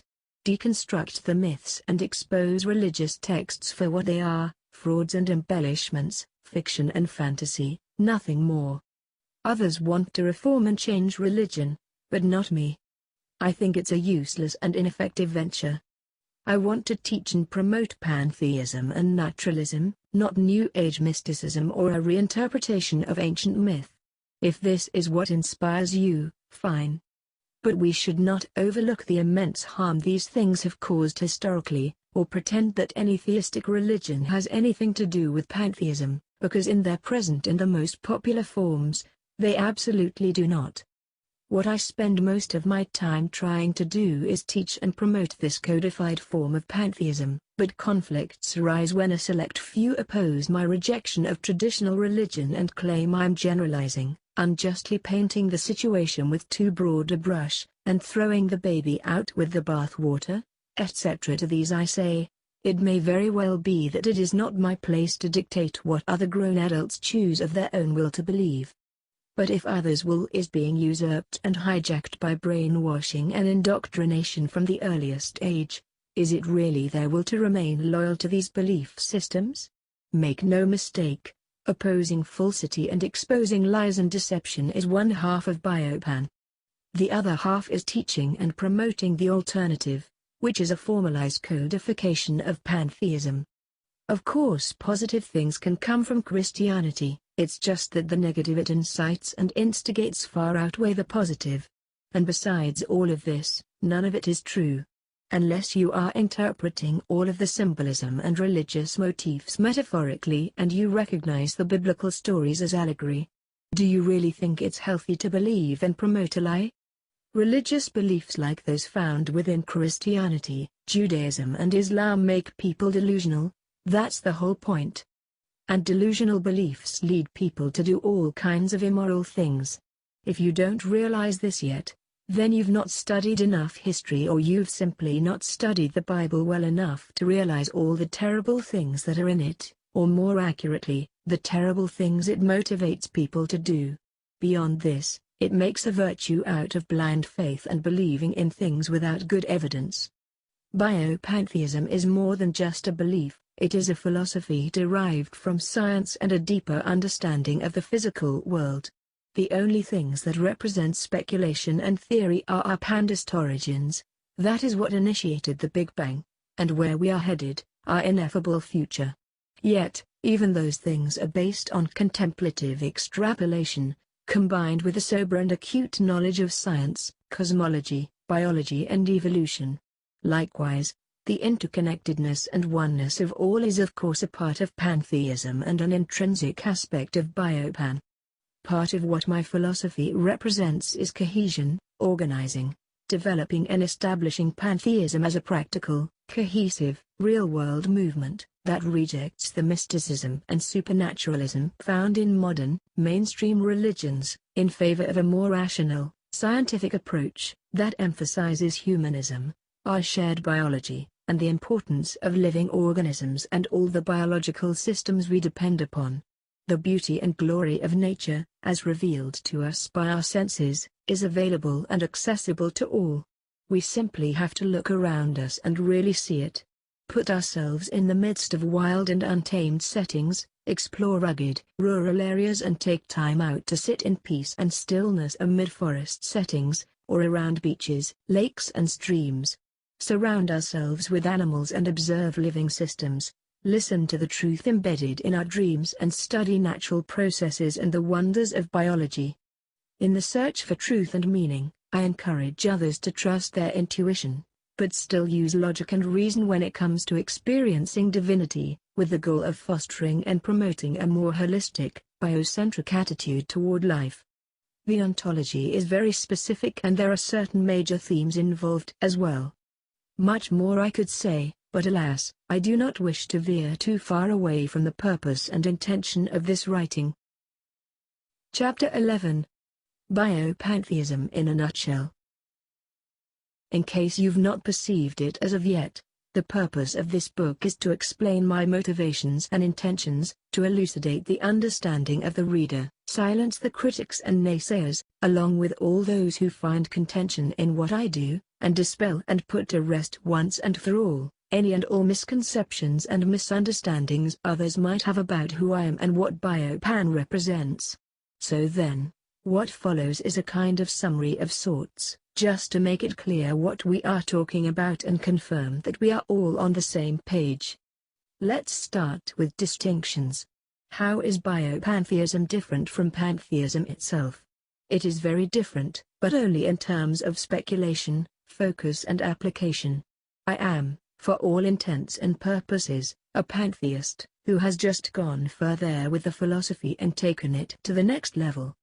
Biopan is a novel, relevant codification of pantheism, a personalized form that gives it arms, legs, personality and a face.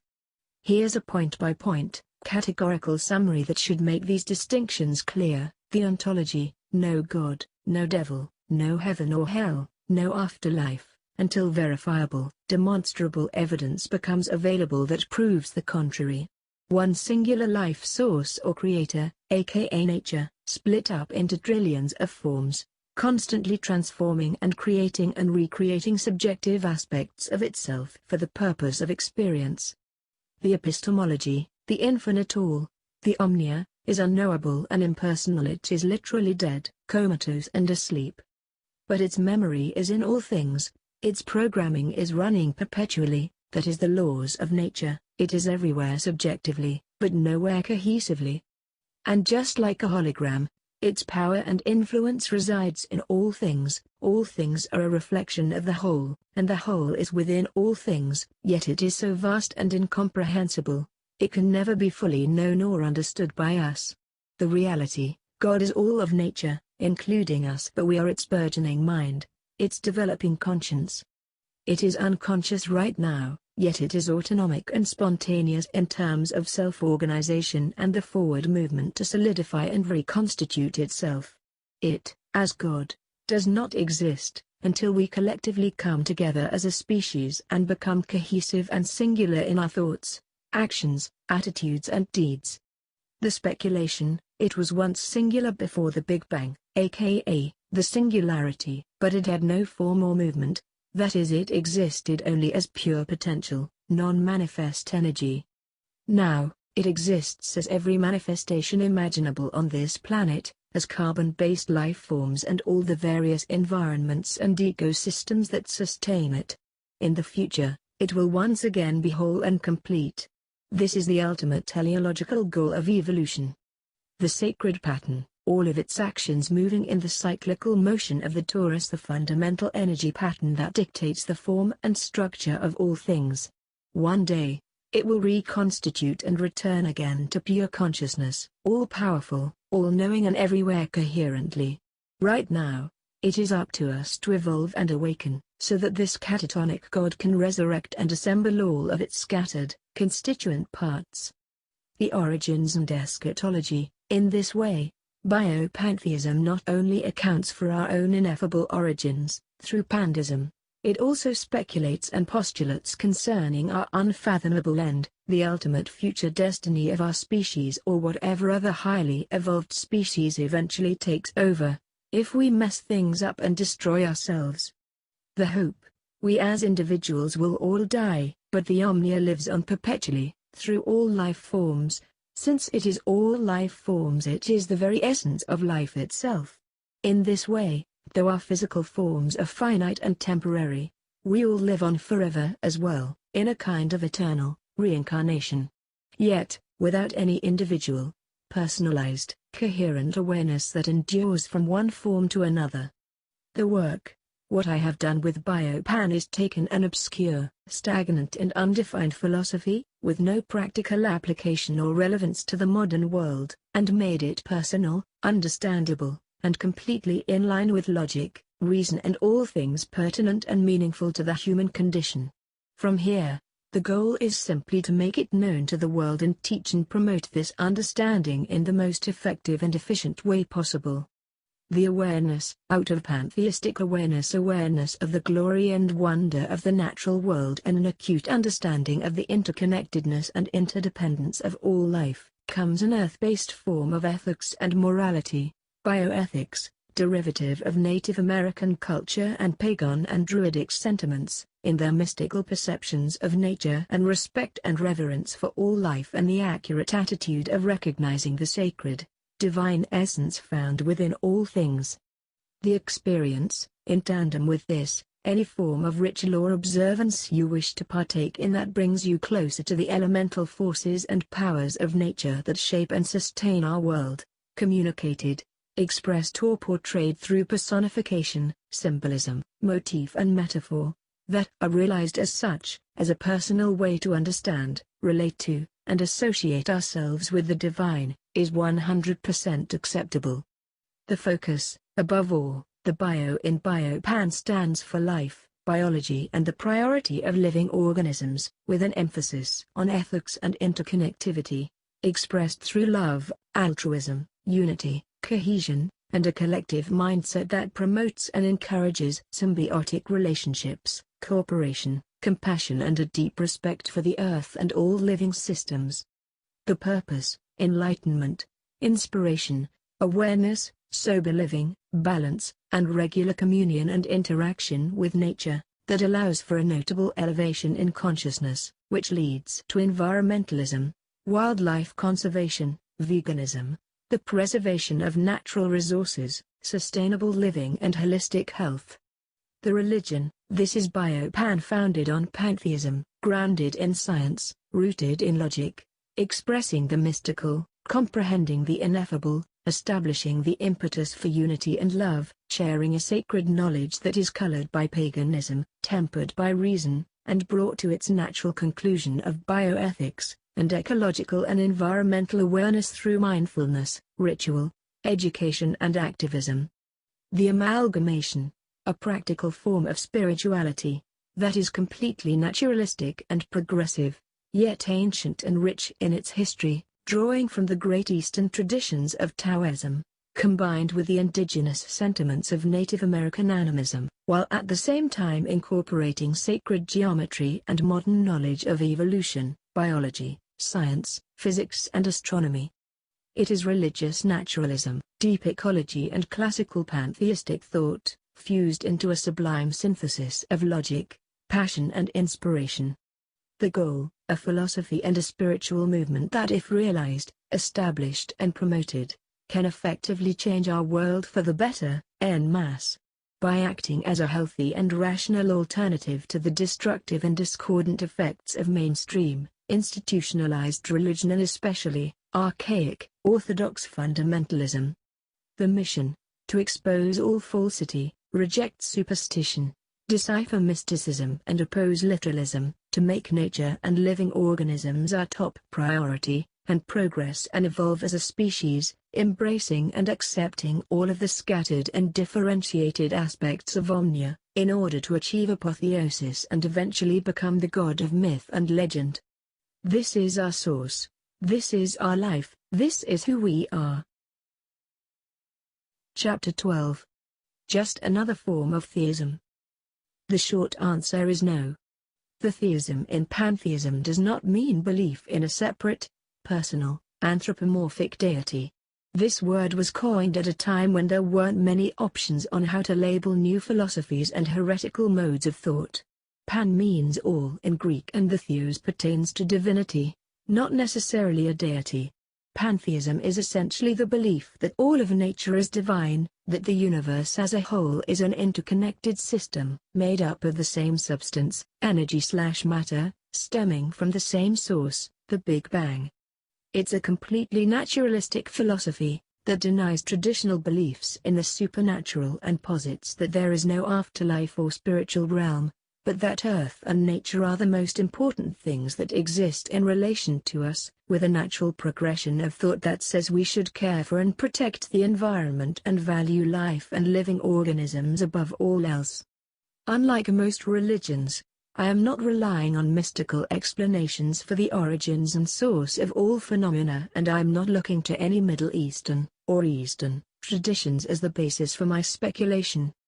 I draw my conclusions from observable reality and from the natural world, from biology and what science, physics and astronomy reveal, etc. If anyone is concerned that biopantheism will end up becoming distorted, corrupted and institutionalized just like every other religion, they are missing a fundamental element of this ontology that acts as the ultimate set of internal checks and balances, and it is this: in Biopan philosophy, all life is considered sacred, human life included, so how could I, or anyone else adhering to this philosophy ever condone or promote genocide, genital mutilations, forced conversions, torture, murder, suicide bombings, bigotry, misogyny, violence, the oppression of women, etc.? This would be anathema to the entire spirit of the movement.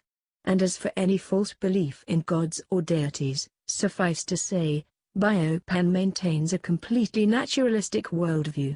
In case you don't know what that means by now, it means we are opposed to all unsubstantiated notions and concepts of the supernatural. No transcendent world exists in our view. No gods or goddesses, no demons or angels, and no heaven or hell except the heaven or hell we create on this earth. Ecological awareness, environmentalism, animal rights activism, veganism, wildlife conservation, mutual love and respect for all biological organisms, etc. These are the natural outgrowths of this philosophy. Embracing Biopan and associating yourself with it means all of these things and more. It means an end to all bigotry, violence, hatred, discrimination, prejudice, intolerance and war. The abolition of harmful myths and superstitions, along with any custom or tradition that is unhealthy to humanity or the biosphere. Science and our own biology is our guide. Recognizing that we are all part of an interconnected whole and that in terms of our own subjective, coherent, human experience, this life is all there is, and this planet is our one and only home. Acknowledging and embracing the fact that we are animals and viewing ourselves and our essential animality with reverence and respect, as opposed to shame and contempt, etc. Some may disagree, but I believe this is exactly what is needed in our world at this time. As highly evolved, carbon-based, mammals, primates and sentient, sapient, biological life forms, we are all having a shared experience, and the belief in something greater, something that is more complex and older and more powerful than us, is an obvious conclusion arrived at through observable science and even a cursory examination of the natural world. People generally come to pantheism in two different ways. The first is starting off with the premise that God exists and then establishing what God really is, that is nature. The second is by observing the natural world via our senses and coming to the conclusion that it actually is God. Obviously the first scenario applies to those who may be traditionally religious and or coming out of conventional religious belief systems. The second applies to atheists, agnostics, skeptics, humanists and other secularists who may happen to have a more astute, acutely personal relationship with nature. For example, scientists, astronomers, cosmologists, physicists, biologists, zoologists, forestry workers, wildlife conservationists, and all those who generally love animals and appreciate nature and the outdoors. These are our adherents from the secular world. Then you have another category of those who come at it from an entirely philosophical perspective, and although not religious in the conventional sense, they see pantheism as the most rational and logical position to take, given what they know about the natural world and what science and biology teaches us. Occasionally, you'll find some who make the decision to follow this path based on purely intuitive reasons. In effect, they are sensing and knowing in their gut that this is the most accurate and realistic worldview, and although they can't explain it, exhibit confidence that it is indeed the truth. They identify God with nature and see the universe as the proper object of reverence and respect. They recognize the oneness of all things and the interconnectedness we all share. They have an affinity for animals and care deeply about the environment. For some, it was veganism and their own principles of non-violence and ahimsa that led them to embrace Biopan. Of course, you also have many within the New Age circles who readily accept the idea that all is one and God is really the universe. Likewise, many adherents to Buddhism or some combination of Eastern philosophy that have elements of pantheism within their teachings, also make up a good percentage as well. When you combine all of these with the personal conviction that we must do something to preserve biodiversity and progress and evolve as a species, you are essentially embodying the spirit of biopantheism. It is religious naturalism combined with environmental ethics, social reform and positive activism, that goes beyond just sterile philosophy without any external, tangible action. A level of nature worship, without the worship, that comprises a celebration of the mystical experience, without unsubstantiated mysticism. Those who identify as biopans walk the line between science and religion, making balance and homeostasis a key factor and taking full responsibility for our actions as good stewards of the earth. Let it be known, no such amalgamation exists anywhere else, and the ramifications of this alignment cannot be understated. Chapter 13. The Nature of All Things. On a more personal note, I've been a pantheist since about 2005, with the creation of Biopan representing the culmination of all my research and experience, spanning a period of over 2 decades. Although its Facebook page was only launched 5 years ago, I've been pursuing spirituality and ultimate truth since I was 16. It should also be known by now where our focus lies and where our ultimate intentions should be, what's important and what takes top priority among us, that is biological life, living organisms, care and concern for the earth and a strong reverence for nature. Please note, I say reverence, not worship. This philosophy teaches that we should worship nothing, because worship leads to an unhealthy imbalance and lessens the integrity of the human animal. Honor, respect, acknowledge and appreciate all life, yes. But worship, no. This is not paganism or nature mysticism, though we are open to the mystical, the incorporation of symbolism, personification and metaphor, and readily acknowledge that anyone can have a mystical experience. Let me state for the record, there are no supernatural aspects present in biopantheism. None at all. Everything that exists is understood to be natural, a consequence of natural laws and a product of nature.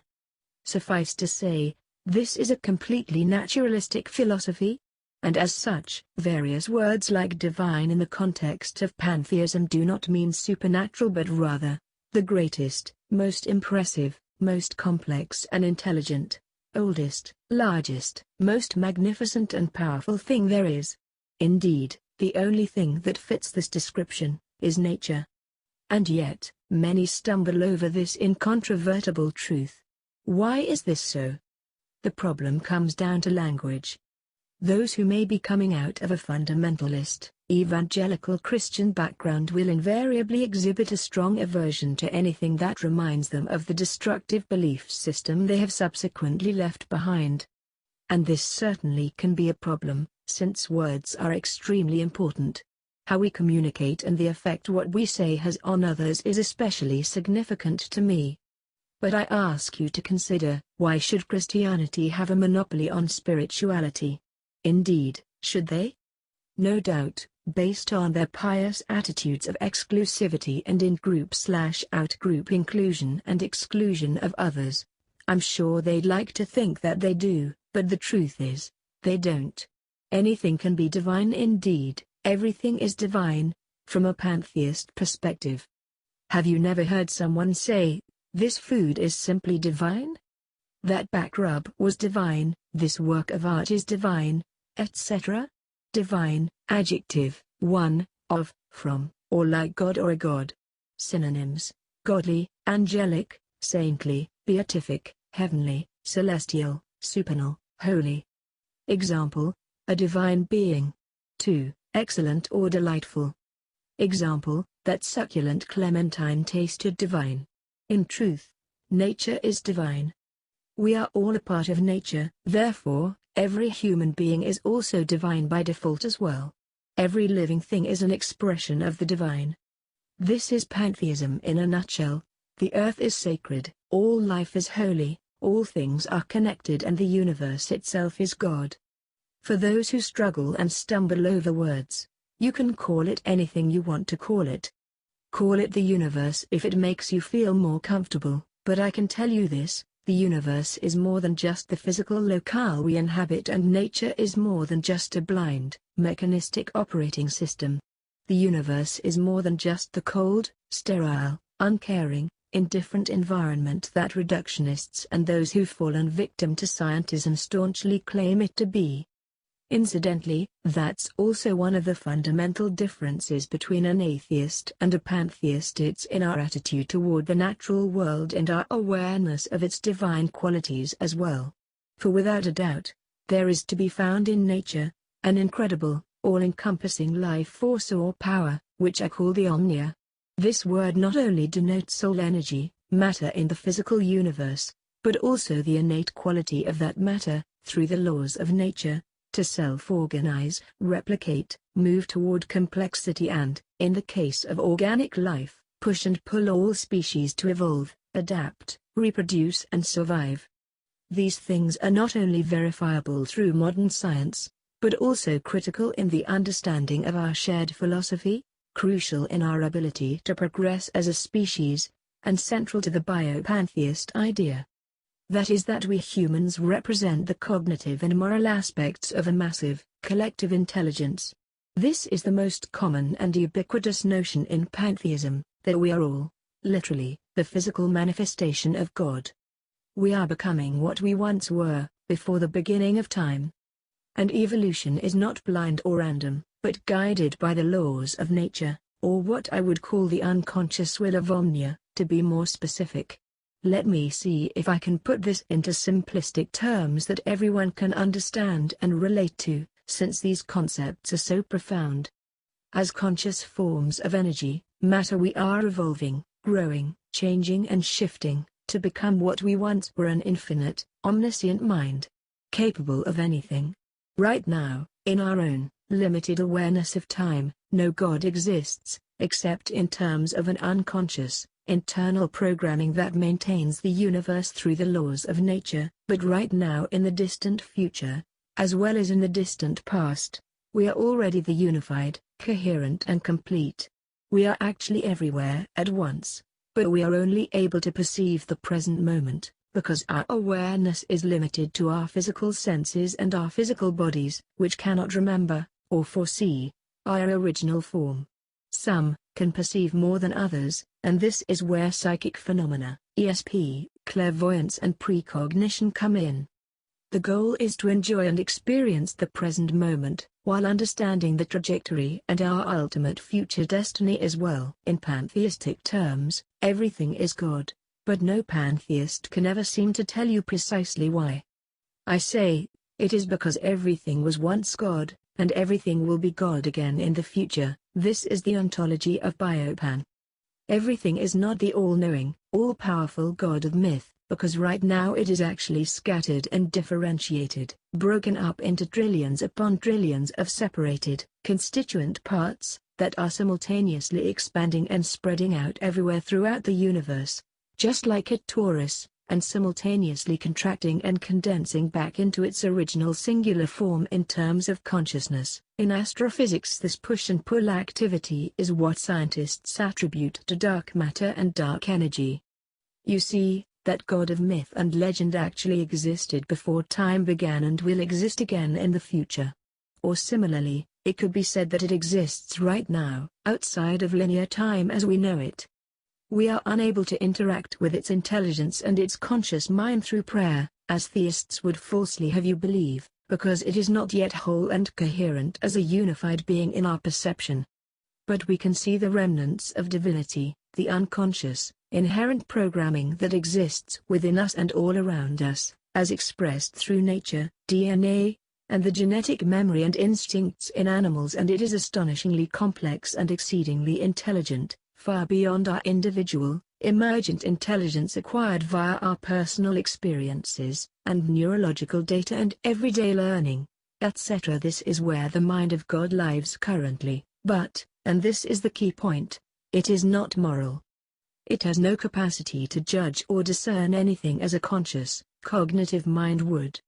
And this is why there is still pain and suffering in the world, and why, on a certain level, all the atheists are right. God does not exist. As Nietzsche famously said, God is dead, the conscious mind of God anyway. In this sense, the deists are also correct, God does not intervene. It does not, because it cannot, in this current form. It helps and it heals as we help and heal, and it hurts and it suffers as we hurt and suffer. Because it is nature, and we are all aspects and elements of nature. And yet, the more conscious, coherent, intelligent and ethical we become as highly evolved expressions of this divine being, and the more we develop our own ability to love and show kindness and compassion and empathy towards all of the other, differentiated parts of God, animals and nature, the more the Omnia accepts and embraces itself, and the closer we get to becoming that all-loving, benevolent God who acts morally on our behalf and cares for all sentient life. In essence, God grows and evolves, as we grow and evolve, etc. Since we are all God, God can only act and behave morally at the level that we act and behave morally. This is why morality and ethics are such a vital part of biopantheism, because it is literally up to us to manifest everything we wish to see in the world. The Omnia exists, and it has brought us this far through evolution and the laws of nature, which are its own latent memory. Now, as its mind becomes more and more aware and conscious of good and evil, right and wrong, through us, and all sentient, sapient beings throughout the cosmos, it will also grow and develop in tandem. And as we collectively unite, we literally become the god of myth and legend. This is what we are all doing here, and this is the crux of what my philosophy is all about: the awakening or resurrection of the sleeping god. Chapter 14. The difficulties. Some may just be too close to the religion that they are trying to get away from to make these cognitive and emotional connections, and words and language become a hindrance. Linguistics, semantics, verbal categorization and the implementation of these communicative tools are generally a beneficial asset in the crowning distinction of our species. But, occasionally, they can also distract and limit us as well. We all go through those stages, where certain words and ideas are still very heavily charged and carry too much baggage, too many negative connotations and unwanted associations with our past. This is one of the reasons why in Biopan we use the word Omnia in place of God, because many people have trouble with religious language and there is a strong aversion to anything overtly religious, due to their prior experiences. Omnia is Latin for everything, and it represents the idea of an all-encompassing, creative force that is responsible for all things great and small. It is the divine, life principle inherent within all things that causes them to grow, evolve, adapt and change. It is this permeating essence that we honor and respect as biopans, which leads to a higher level of morality and an altruistic mindset of benevolence and love toward all things living and organic. We, above all others, recognize that the universe and nature are much more than what is commonly thought. Now here's the big question: are there any others in your life who share these views? My guess is, not many. This is a serious problem and something I've been striving to resolve for a very long time now. We possess the most powerful, life-changing philosophy that currently exists. An ideology capable of transforming our world for the better. And yet, we have no fellowship and pantheism has no significant presence in our world. Why? Part of the problem is that we are dominated and oppressed on all sides by religious fundamentalist influences. Either that, or you have the other extreme of atheists who oppose any and all form of religion and offer no real alternative other than the humanistic values they already inherently possess, which very often are not adequately stressed, or are simply assumed by them to exist in others. This is because most atheist groups are very often comprised of academics and highly educated intellectuals, who take it for granted that they already possess certain basic, fundamental, humanistic values and ideals. Yet in my experience, when it comes to their actions, attitudes, words and deeds, there is not enough time and emphasis placed on these particular aspects, in favor of outright criticism of others' supernatural beliefs and the staunch debunking of religious claims. Necessary, yes, but this is only half of the equation. And this is where biopantheism comes in. We are a healthy, rational, naturalistic alternative to supernaturalism. A form of spirituality that takes into account the earth and all its living systems and makes biological life our top priority. What I am doing, what I've been doing for the last 5 years, beyond just developing this philosophy ontologically speaking, is trying to create a real-world community that centers around these biocentric values and can work to help and heal our fractured, disillusioned societies. Many of my members, such as the late Ethan Picon, grew up experiencing terrible persecution from the Abrahamic faiths that were imposed upon him, or suffered severe emotional and psychological trauma due to Christianity, usually caused by their very own friends and family. I myself was formerly involved with several atheist meetup groups and secular humanist gatherings to try and deal with the psychological damage caused by more than half a lifetime of my own self-imposed brainwashing and indoctrination. Atheists United and Recovering from Religion were two groups I frequently attended in Los Angeles, for example. But these meet-up groups did nothing to satisfy my longings for the fellowship of other thoughtful, like-minded, philosophical thinkers. Most of the people present were much too sensitive to any concept of spirituality that reminded them of the former faith they had left behind. The gatherings were mostly characterized by a common emphasis on negative memories and the residual emotional problems caused by religious programming. They centered on exposing the erroneous and irrational nature of their former beliefs and the fundamentalist or moderate doctrines and worldviews they once held. Their focus almost always being geared toward tearing apart Christianity and religion, and encouraging skepticism and critical thinking. Of course, there's nothing wrong with this, and on many levels I feel these things are absolutely necessary. But the fact remains that I, as well as many others who've come out of organized religion, are now looking for more of a communal, ethics-based group or philosophy that still maintains some form of spirituality, albeit a naturalistic one. There needs to be a healthy alternative to the delusional and misleading guiles of mainstream, conventional religion, and something more than just the opposing or discrediting of it, although as I said, I do think this is valuable and necessary as well. There's a reason why religions and religious groups are so appealing, a very real and tangible explanation for why they are so enduring and why people seem to mindlessly flock to them in droves, despite the absurdity of their core beliefs, or the archaic nature of their tenets and doctrines. I have tapped this formula and I understand intimately the phenomena involved.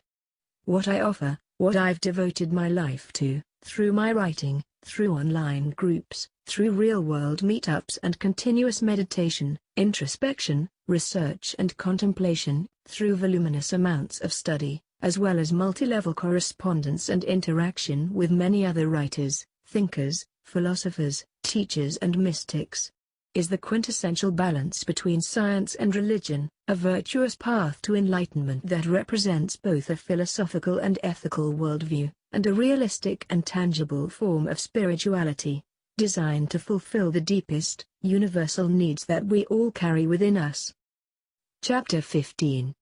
Biopan, More New Age Woo. On the subject of mythology and woo-woo, although I adore mythology and agree with the general direction of the New Age movement, as a less restrictive, healthier, do-it-yourself approach, in terms of incorporating these aspects into Biopan, I just see them as a confusing distraction. I care about truth and reality, and I'm in the business of establishing what is true and what is not, so it's very important to me that we make those critical distinctions. Some woo is psychosomatic, wish fulfillment, and some woo is just misunderstood natural phenomena. Quantum mechanics would all be woo if it weren't testable. One person's woo may be another's personal experience of reality, but that doesn't mean all woo is authentic. We just need to be diligent and sort through it all and not be led astray by wishful thinking and confirmation bias. For example, I experienced many miraculous things as a Christian. But they were all subjective, misunderstood, misinterpreted experiences, that I was filtering through the context of that particular worldview, because I already had a predetermined bias towards it, growing up in a somewhat Catholic, Jewish household, being surrounded by evangelicals and Christian influences as a teenager, living in the Bible Belt, etc. This is exactly what happens in the world of religion, and it will always be a contributing factor. And that doesn't mean that inspiration and higher thinking can't come through false or erroneous notions. It just means that belief systems will always be a way for opportunists to take advantage of the gullible, unless they are grounded in science and reason and practice critical thinking and are free to question and examine and explore things for themselves. In which case, nearly all belief systems will be proven false and historically inaccurate, based on exaggerated legends, myths and lies. This is part of the reason why I created Biopan, to oppose the damage done by religious indoctrination and provide a healthy alternative to the Abrahamic faiths, a philosophy that is wholly based on science, reason and logic. Of course, New Age proponents are much more lax about objective truth and empirical evidence, Since there is much more emphasis placed on the subjective experience and a preoccupation with feelings, mysticism, what feels right to you, your personal journey, etc. All of this is not to say that I want a New Age element in my group, but rather, that I want to draw from out of those groups, such as the New Age movement, those who are already seeking this uncommon wisdom on their own, since they are generally more open and accepting of pantheism. As far as the New Age movement goes, it's not that it's necessarily a bad thing, it's just that there are already so many fictitious and erroneous beliefs that also accompany it as well. Biopan is all about the importance of truth and what exists in reality, not wishful thinking or beliefs that serve as a placebo or crutch to the human mind.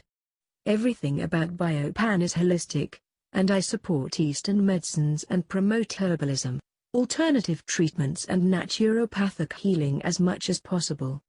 But just as with the New Age movement, you have to be careful to weed out what is psychosomatic and unverified, from what is substantiated and true. The New Age movement is essentially Eastern mysticism combined with a lot of modern quantum physics language. It is a do-it-yourself form of spirituality that combines many schools of thought, including paganism, Wicca and some elements of the occult. Again, none of these things in and of themselves are wrong or harmful. On the contrary, I would say that pursuing these things are much healthier than relying on any deceptive and greed-driven religious institutions, or any archaic Middle Eastern doctrine or dogma for enlightenment. For example, as you've no doubt seen throughout this book, I actually use a great deal of pagan symbolism and New Age imagery to complement my writing. I also do this online in many of my posts and articles, because I know that these aesthetics hold a lot of power and significance as artistic expressions and they appeal to people's common and proverbial understanding of spirituality and things that deal in the metaphysical and higher concepts relevant to pan-philosophy. Now, does that mean I literally believe in anything metaphysical or supernatural? No. Do I believe in any gods or goddesses, or even in any elemental nature spirits that supposedly inhabit the deeply wooded forests and hidden groves and bowers of this world? No. And yet, ancient Celtic Druidry is the poetic heart and soul of Biopan. Their focus and emphasis on the natural world, the life cycles of nature and the seasons, representing an ideal way to connect with Omnia on an abstract level and structure and color our personal spiritual practices as well. Chapter 16. Holidays and Rituals. I believe in the idea of meaningful ritual, and that the annual observances of the solstices and the equinoxes are inherently healthy and a fundamentally good thing to celebrate at their core. We just have to make those vital distinctions and not take the personifications and pageantry too literally, or we end up with polytheism, animism, and the nature worship so prevalent in modern neo-pagan spirituality. As far as specific rituals, observances and practices to incorporate into our lives, anything you choose to do that helps to center and ground your mind, body and spirit and strengthen your relationship to nature. Likewise, whatever allows you to experience the numinous. For example, stargazing is a common practice among biopans, as well as hiking, camping, gardening, or anything related to ecology, environmental conservation and the great outdoors. Meditation in a quiet, wilderness setting. Strolling along a beach or exploring a forest. Waking up early to watch a glorious sunrise or similarly, taking time out to watch it set. Practicing stillness, mindfulness, deep breathing and contemplation. Listening to peaceful, life-affirming music or practicing yoga or tai chi. All of these things are wonderful tools to realign your thinking and recharge and refresh yourself. To live in harmony with yourself and with all other sentient life forms is the ultimate goal of biopantheism. In terms of specific holidays or observances, many biopans already follow the pagan tradition of trying to align themselves with the cyclical patterns of nature, by honoring the solstices and the equinoxes annually and observing the changing seasons with simple, personal and practical rituals to mark and commemorate the passage of spring to summer, summer to fall, fall to winter, and so on. This may involve anything from cleaning your house, to exploring a new hiking trail or planting a tree. But it should include actively taking part in something that really allows you to see, smell, taste, touch, hear and feel the tangible changes in the weather. There is no worship in Biopan, only a heartfelt desire to live closely to the earth, to respect all organisms and stay in communion with nature. By modeling our lives after the rhythms and flow of the life cycles and the seasons, we tune into the heartbeat of God and effectively purify ourselves from all destructive patterns of thinking, elevating our consciousness and tapping into the highest ideals of human imaginings, the most inspirational and transformative concepts and motivating insights and ideas. By observing nature closely, we remain humble and aware of our personal relationship to everything else on the planet. Biopantheists seek only harmony and balance, peace and equanimity, as these things are vital and necessary in order to unify ourselves and progress and evolve as a species, to flourish and thrive, to coexist and sustain ourselves in order to live up to our fullest potential. This is the goal and the motivation of all biopantheists and the purpose of this meta-religion. Likewise, there are an exceptional amount of what one might call luminaries from the past, who I believe certainly deserve to have their names and lives justly remembered annually. Honorable men and women who have served the causes of science, humanity and the animal kingdom, by contributing in a significant and meaningful way to biopan thought and philosophy, in their dedication to wildlife conservation, freedom from religious oppression, and the promotion of accurate historical knowledge and free thought. These beautiful and resplendent souls were generally misunderstood and rejected by the governing religious authorities or the ruling powers during their lifetimes, many of whom only received notoriety and praise posthumously or were later pardoned by the Catholic Church. Heroes and martyrs for science, heretics for reason, victims of the corrupt and deviant forces they stood against that ultimately cost them their lives. Dian Fossey, Carl Sagan, Jacques Cousteau, Steve Irwin, Lloyd Pye, Dorothy Murdoch, Jack Fresco, and Christopher Hitchens are just a few that come to mind who were killed doing what they loved or passed away of natural causes in recent years. Some like Newton, Einstein and Tesla were surely recognized and acknowledged by their contemporaries, yet their ideas and inventions were also usurped and manipulated by the powers that be, for the sake of money, greed and control. Others like Galileo, Giordano Bruno and Hypatia were imprisoned, tortured and executed by the Church, as their ideas and influence threatened the status quo of the power structure, condemning many of them to a lifetime of persecution ending in horrible and excruciating deaths. Bruno was tortured for years and then burned alive at the stake, and Hypatia was dragged through the streets, stripped naked and ripped to pieces by an angry mob of Christians. These noteworthy and highly intelligent men and women were seen as heretics and blasphemers of the Christian and Jewish God, with Spinoza himself being excommunicated and a curse pronounced on him by all the rabbis at his local synagogue, all of their books and writings systematically burned and destroyed, their teachings vehemently suppressed and demonized by the Church, etc. And yet somehow, miraculously, often through the slanderous polemics and diatribes of their enemies, knowledge of them and many of their noble deeds and achievements survived, and they are now posthumously celebrated in the scientific community and in philosophical and religious naturalist circles around the world. Certainly, if one wanted to, they could mark and remember the birthdays or death days of these outstanding and exceptional human beings, and commemorate and honor their legacy by reminding themselves of their notable contributions and enduring sacrifices with some form of holiday observance. Perhaps incorporating their teachings and aspirations into a practical ritual or memoriam that could serve to educate others and further our awareness and personal growth as pantheists.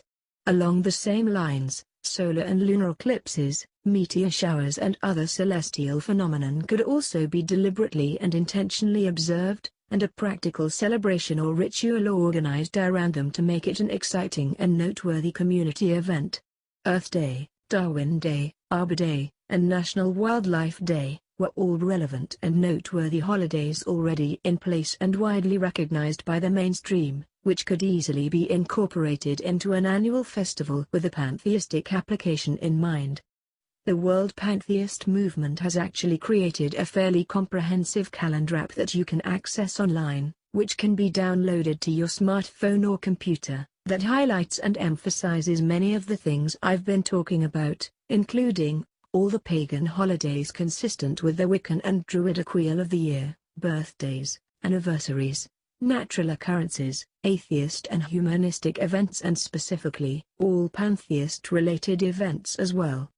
These writings represent my sincere desire to bring all of these things into focus and create a concrete, codified establishment that can provide the education, the inspiration and the insight needed to help all of those out there who may be earnestly seeking fellowship, connection, community, and a deeper purpose in their lives, but are unable to articulate and describe exactly what it is they want or need. It is my sincere hope that this philosophy, in some form or another, will one day become the dominant belief system of all human beings, indistinguishable from math or science and ubiquitously known and understood by all earthlings, obscuring and surpassing all traditional religions, and eventually, making obsolete the Abrahamic faiths, which have caused so much harm and atrocity historically. Chapter 17. Is biopantheism a religion? Contrary to popular belief, biopantheism is not a religion, but rather, it is an awareness and a philosophy, which could in time become a kind of meta-religion, that is wholly predicated on a deeper understanding of the awesome mystery, power, beauty, complexity, intelligence and overall magnificence of nature. At its core, it is an anti-religious philosophy, specifically, opposing the Abrahamic religions, that puts the earth and all living organisms at the forefront. It is a philosophical framework that can serve as the basis for environmental ethics and altruism, cooperation, homeostasis, and symbiotic relationships with all other life forms, with biocentrism and sustainability as a goal. Is it an ethical obligation? A system of morality? Yes, it is these things and much, much more. Biopantheism seeks to extend our ethical obligations not only to all people, all societies within the human race, but also all non-human animals, and to nature itself, upon which we are all dependent and are obliged to recognize the dependency. We all create ethical obligations and we all follow ethical standards and requirements already, some imposed by friends and family, some by society, some by religion, and others by our own consciences. At this moment in time, Biopan is simply a movement and a set of ideas, a Facebook group, and a local and international assembly of educated and passionate adherents of a philosophy that in time can be legally established and applied in a formalized way, in order to create a kind of meta-religion, which fills the void left in the lives of atheists and agnostics everywhere, and simultaneously unites all ecological, environmental and animal rights movements together under one banner. In truth, they are all pantheistic or moving toward pantheistic thought anyway. In comparison to most popular, conventional religions, the main defining trait and distinction is that biopantheism does not promote the worship of an invisible, imaginary god, but instead teaches reverence for a visible, tangible nature. Likewise, it does not seek the fabled eternal rewards of an afterlife, but instead recognizes the value and importance of this one and only life. In my interactions with the hundreds of other pantheists I've met online, I've encountered an extreme medley of diverse and sometimes contradictory beliefs, with distinctions that cover the whole spectrum of thought and views that run the gamut between the extremely open-minded, New Age or Eastern-influenced mysticism, to the empirical, evidence-only materialist or reductionist atheist. Based on their upbringing, environment and personal experiences, there are some who naturally lean more toward the abstract and the spiritual, and are much more inclined to see things in an impractical, mystical, or pseudo-religious way. While at the same time, there are others, like myself, who conversely embrace the more philosophical, scientific and biological aspects of this ontology. One person wants and desires to see the spiritual highlighted in conversation and another fights vehemently to see it removed, etc. A huge part of this disparity often comes down to language. Some cannot comprehend it when I say, there is no spiritual world. What I am of course referring to is the traditional, conventional concept that most mainstream religions espouse and cling to in terms of a transcendent, invisible, supernatural realm, that is generally inhabited by demons, angels, disembodied spirits and so on. Yet what I said stands true. No such alternative world has ever been definitively proven to exist, and this has been the mistake of religion historically, and it continues to this day. For the vast majority of those with religious inclinations still insist on attributing naturally occurring events and phenomena to just such an invisible world. But it is always due to a lack of scientific knowledge and a failure to examine things realistically and incorporate logic and apply critical thinking, etc. On the other side of things, from a pantheist perspective, I can also see that everything is actually spiritual, sacred and divine, in terms of its profound complexity, grandeur and beauty. All things are naturally imbued with wonder, mystery and magic, no supernatural world required. Everything that exists is a part of nature, therefore everything is intrinsically natural, even that which we've yet to fully understand. In fact, it was only because the universe was so grossly misunderstood and so little was known about the real causes behind things, that anything was ever initially considered spiritual or supernatural at all. So you see, spiritual is really just a word for something we've yet to fully grasp and comprehend. Just to reiterate and for the sake of clarity, let me break it down for you. Pantheism is the belief or awareness that nature is God. It is the knowledge that God is the universe. It is a theological concept found within many of the world's most ancient religions that equates the whole of nature with God. The etymology is simple. Bio equals life, pan equals all, theism equals God. So, the word biopantheism literally means, God is all of life. On an experiential level, this belief or awareness leads to a natural reverence and respect for the universe and nature.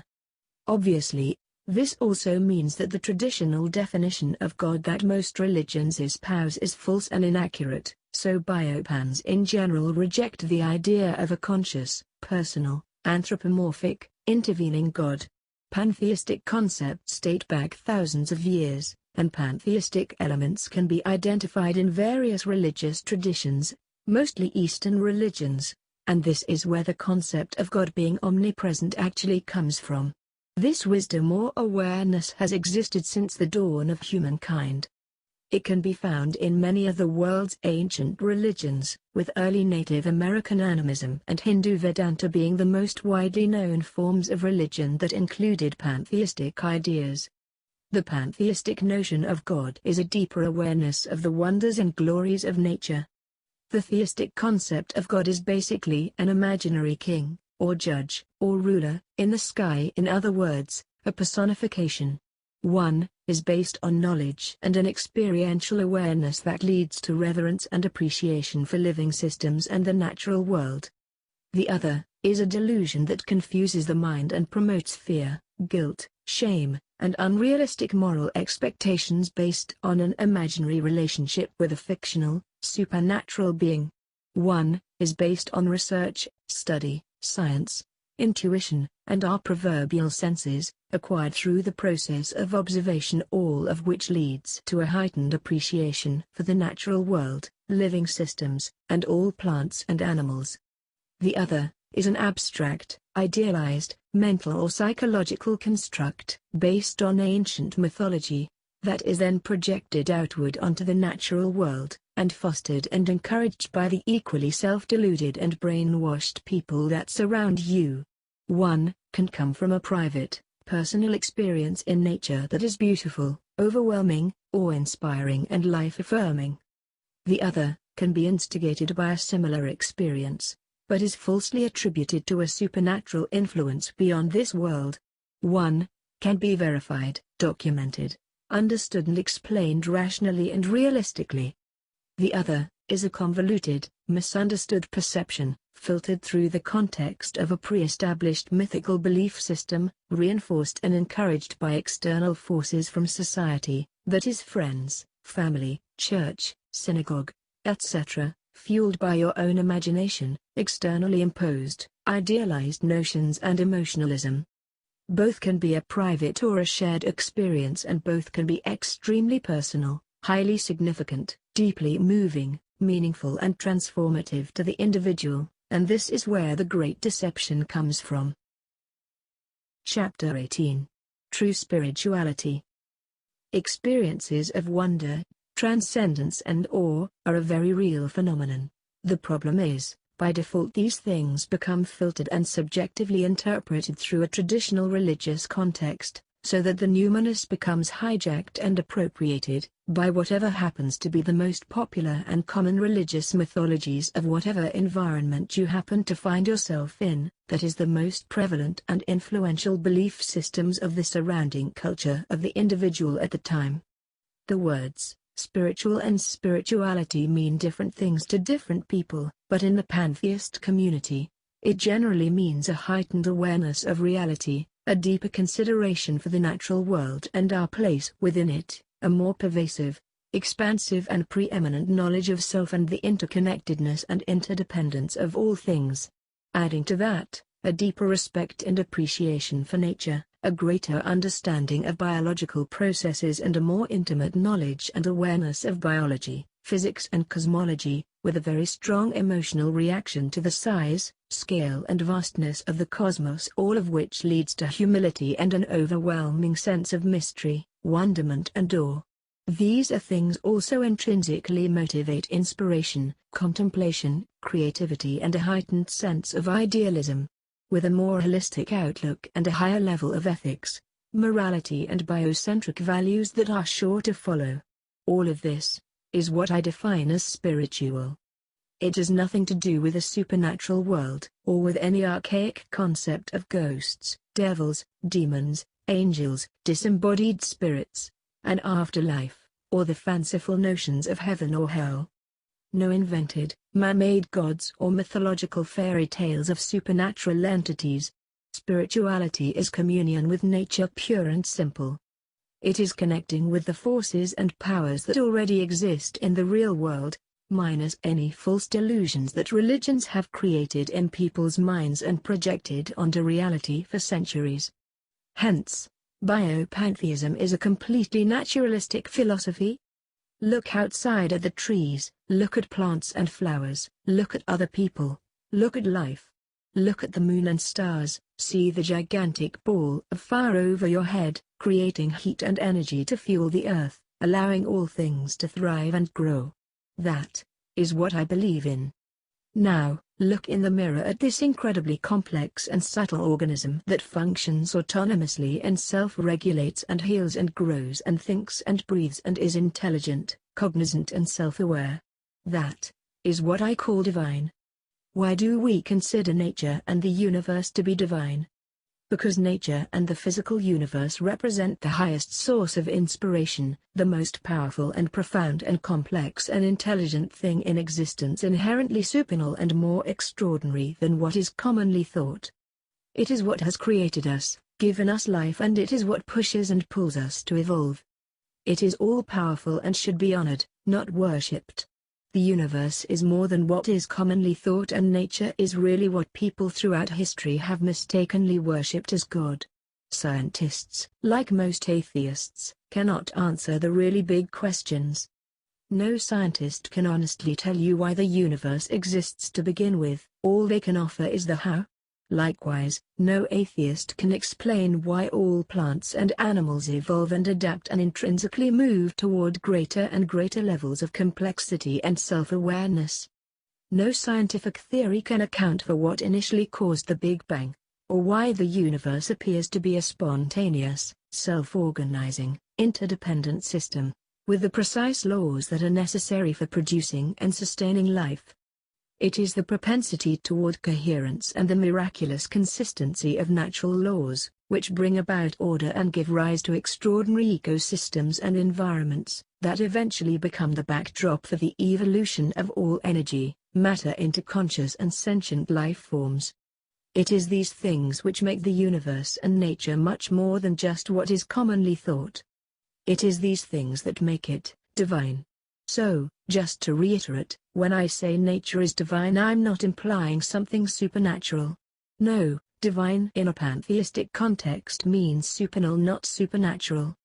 It means the greatest, most intelligent, most impressive and powerful thing there is, and only nature and the universe fit this description. Consider how extraordinary DNA is, along with the autonomic healing abilities of our bodies. DNA is the most complex and incredible system of information and data encoding in existence. You can literally create a new human being via one strand of hair. Plants and animals are all fractal in nature, so one part simultaneously represents the whole and vice versa. The self-regulating nature of living organisms and how every biological entity unconsciously seeks physiological homeostasis within their own body, the genetic memory that gets passed on through cells that allows for incredible instinctive and reflex-like behavior. All of these things and more are what make life divine. And just to clarify, when I say, nature is divine, I don't mean it is a god, I mean it is God. In the sense that it is the most powerful, most complex and beautiful thing there is, omnipotence, that just so happens to be incomprehensibly large and everywhere at all times, omnipresence, imbued with supernal intelligence, omniscience, and, due to Einstein's law of conservation, that his energy cannot be created or destroyed, is essentially eternal. All attributes typically attributed to God. Pantheism essentially is the belief that all of nature is divine, that the universe as a whole is an interconnected system made up of one substance, energy/matter, stemming from the same source, the Big Bang. We believe that nature is divine and we are all a part of nature. We believe the universe itself is God, but not in the sense that it is a personal, conscious or coherent entity. It's a completely naturalistic philosophy that denies traditional beliefs in the supernatural and posits that there is no afterlife or spiritual realm, but that the earth and nature are the most important aspects of the universe that exist in relation to us, with a natural progression of thought that says we should care for and protect the environment and value life and living organisms above all else. In order to achieve this understanding, we must ask ourselves the most pertinent question. As a whole, what is nature doing? The answer is obvious. It is self-organizing, coalescing, designing, establishing and maintaining living, cognizant beings. These are its feelers, its arms and legs and eyes and ears and hands and feet. When you study the real world, when you study biology and the sciences, they all point toward pantheism. If you are a pagan, you are much closer to this concept than most. If you are an atheist or an agnostic, I suppose it's because you've yet to see the big picture.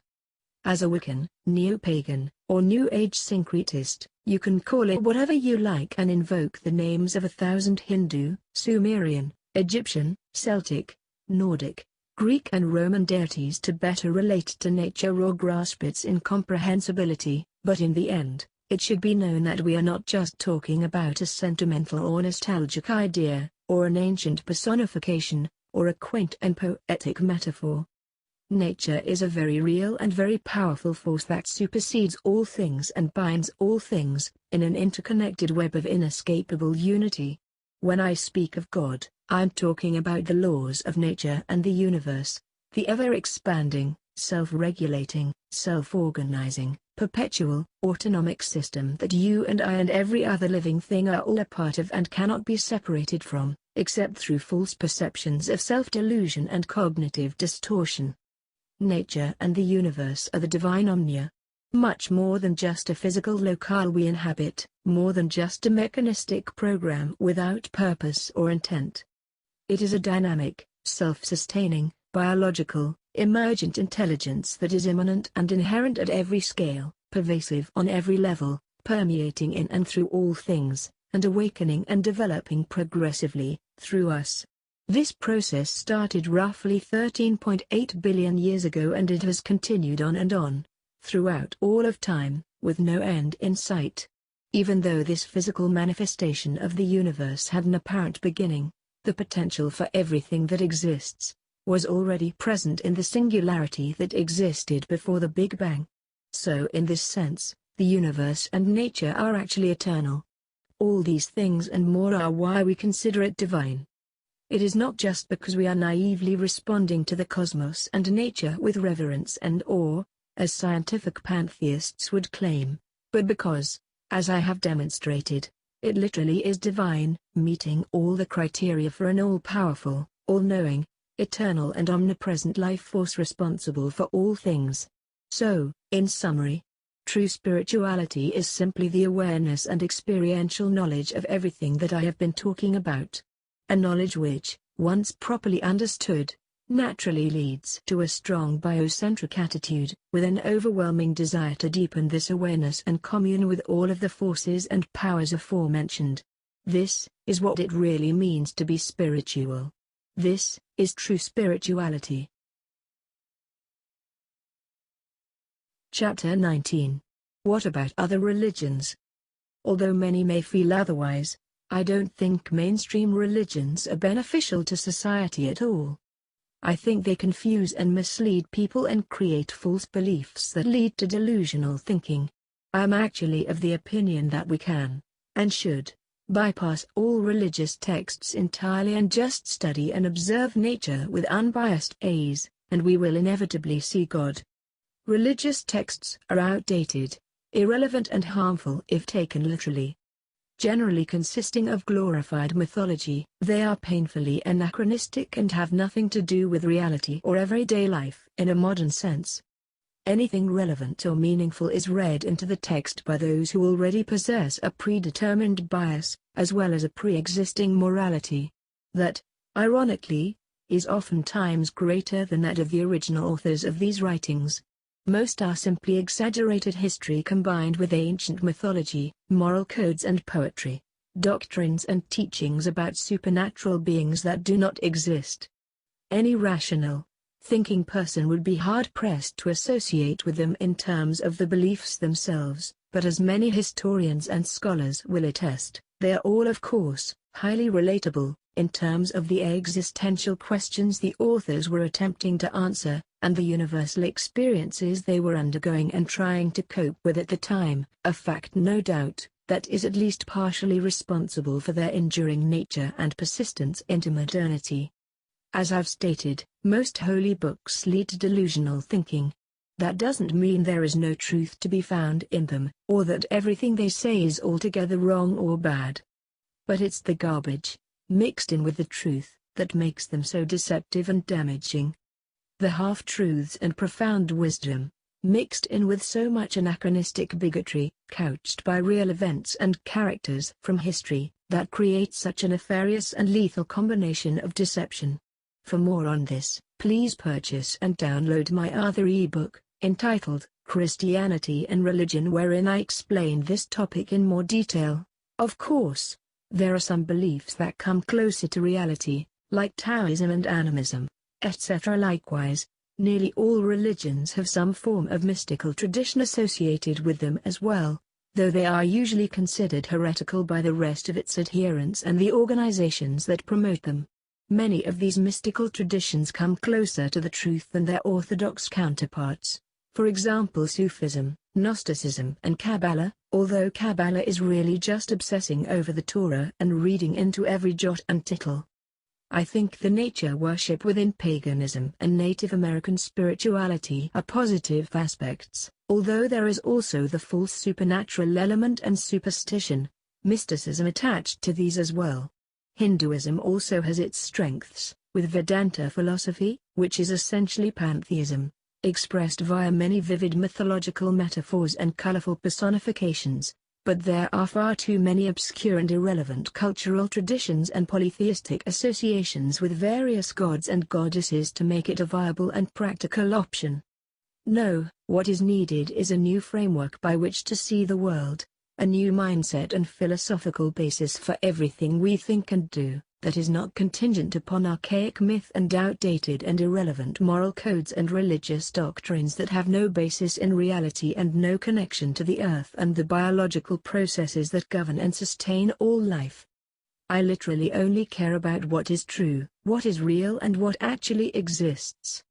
And I, unlike many others, refuse to subscribe to the popular but fallacious notion that truth is subjective or relative, but instead hold fast to the idea that objective truth is absolute and paramount when it comes to the human experience. I'm only interested in physical reality and our relationship to the natural world. The only thing that we know exists is nature, and this should be our focus. My entire ontological perspective can be summed up by saying, I embrace reality. This is why, as you will soon see, Biopan has been labeled as their religion of reality. Chapter 20. My intentions. In developing this philosophy, suffice to say, I have many motivations, desires and intentions, but if I could summarize my goals in a singular way, I would say that it would be to cultivate and establish a global mindset of biocentrism. That is not seeing humans as separate or apart from nature. Not viewing humanity as above nature, but intimately connected to, and dependent upon, the natural world. And not just as a pawn or an insignificant piece, but the most influential and important aspect at this time, in terms of our global impact on the biosphere and the destiny of the omnia on this planet. We are the mind and heart of divinity, the moral and ethical aspect of God. What I desire is nothing less than to establish a new age of awareness in relation to this truth and raise the vibrational frequency of our collective consciousness, by implementing a system that accurately perceives reality. And with that knowledge, foster a deep and abiding love and respect for life. All plants and animals, all living organisms hold value, significance and worth. Our shared biology, this is the emphasis and the focus, the common thread that binds us all. To live in harmony with nature. To learn, grow, progress, and evolve in terms of virtue, compassion, intelligence and empathy. This is what it means to be a biopantheist. Cultivating and facilitating inspiration, creativity and higher thinking.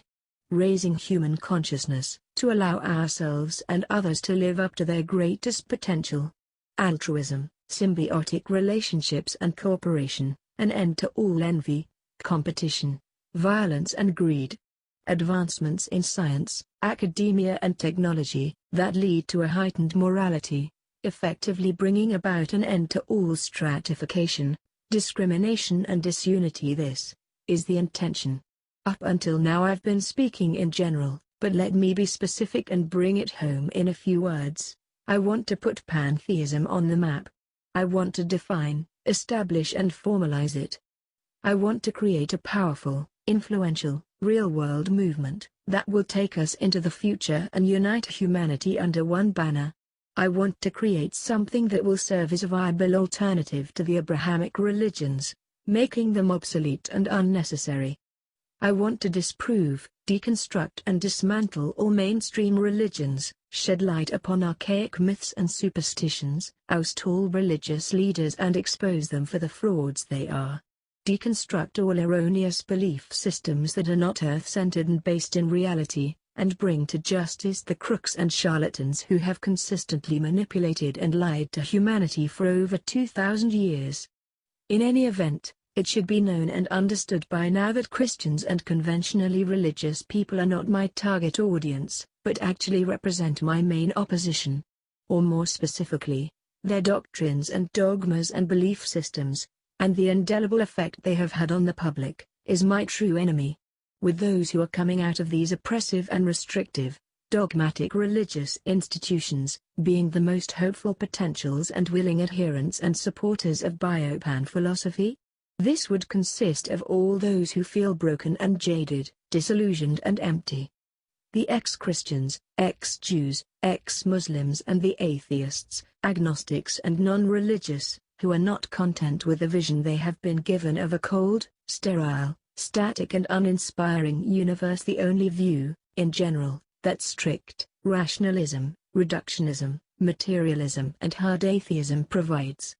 Not to mention the enormous plethora of individuals who are already pantheists, or are leaning toward pantheism in some way, including those involved in New Age circles and naturalistic pagan communities.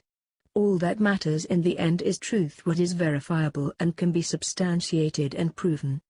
And this is what is sorely lacking in our world and desperately needed among those who are spiritually minded, especially among New Age circles, where anything goes and it's essentially a buffet of choose-your-own ancient pagan gods and goddesses and romanticized reinterpretations of Christianity/Judaism/Islam, along with whatever warm, fluffy, mystical Eastern tradition you feel best suits your lifestyle and particular aesthetic.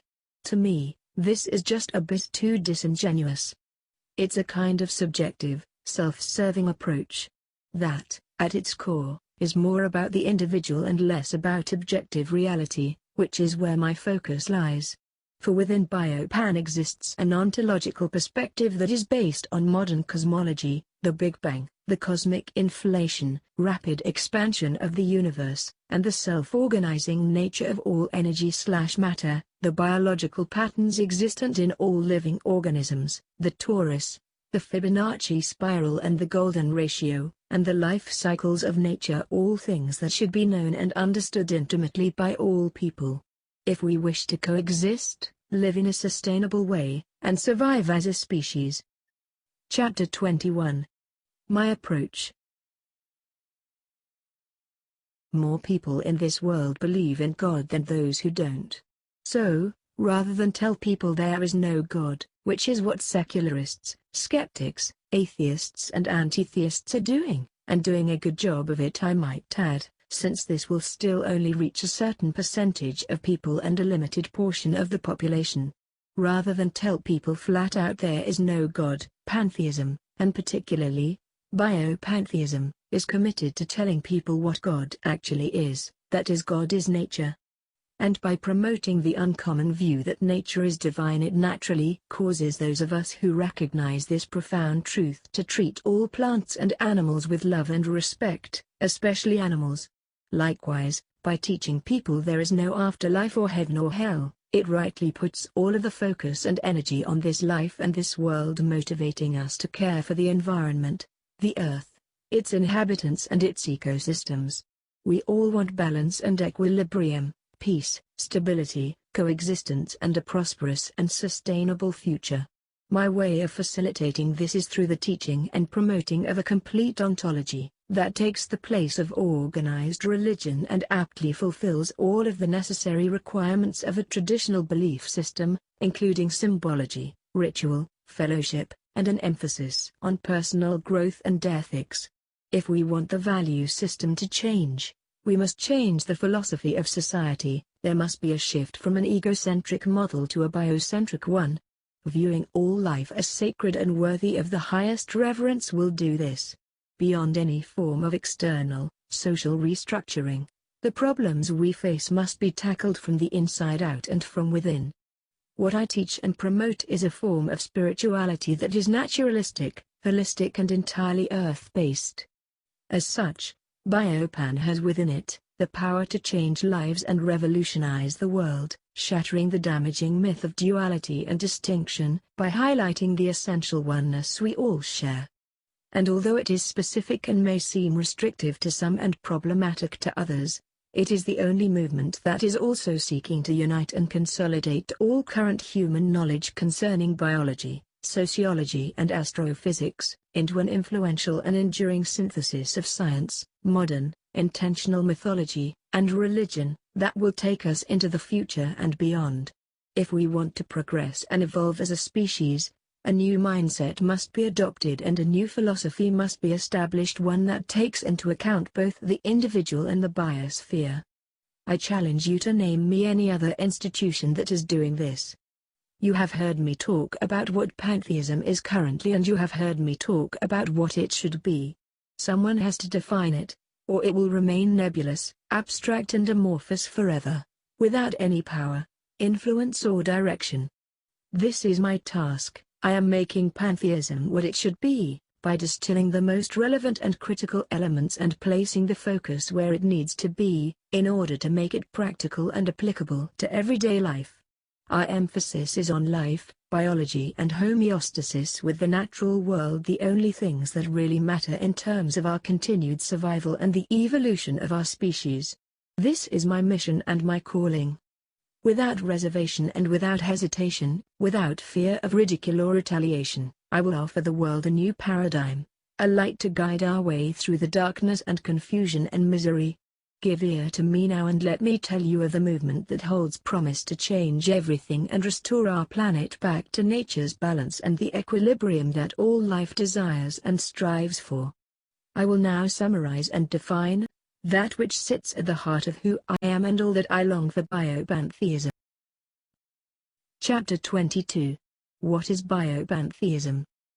Biopantheism is a nature-based, life-centered, ethics-driven, biologically focused codification of pantheism, with a comprehensive ontology that includes a speculative, pantheistic explanation for the origins of the universe and a practical, real-world application that involves communion with nature, ecological awareness, sustainable living, environmentalism, wildlife conservation, animal rights, and holistic health.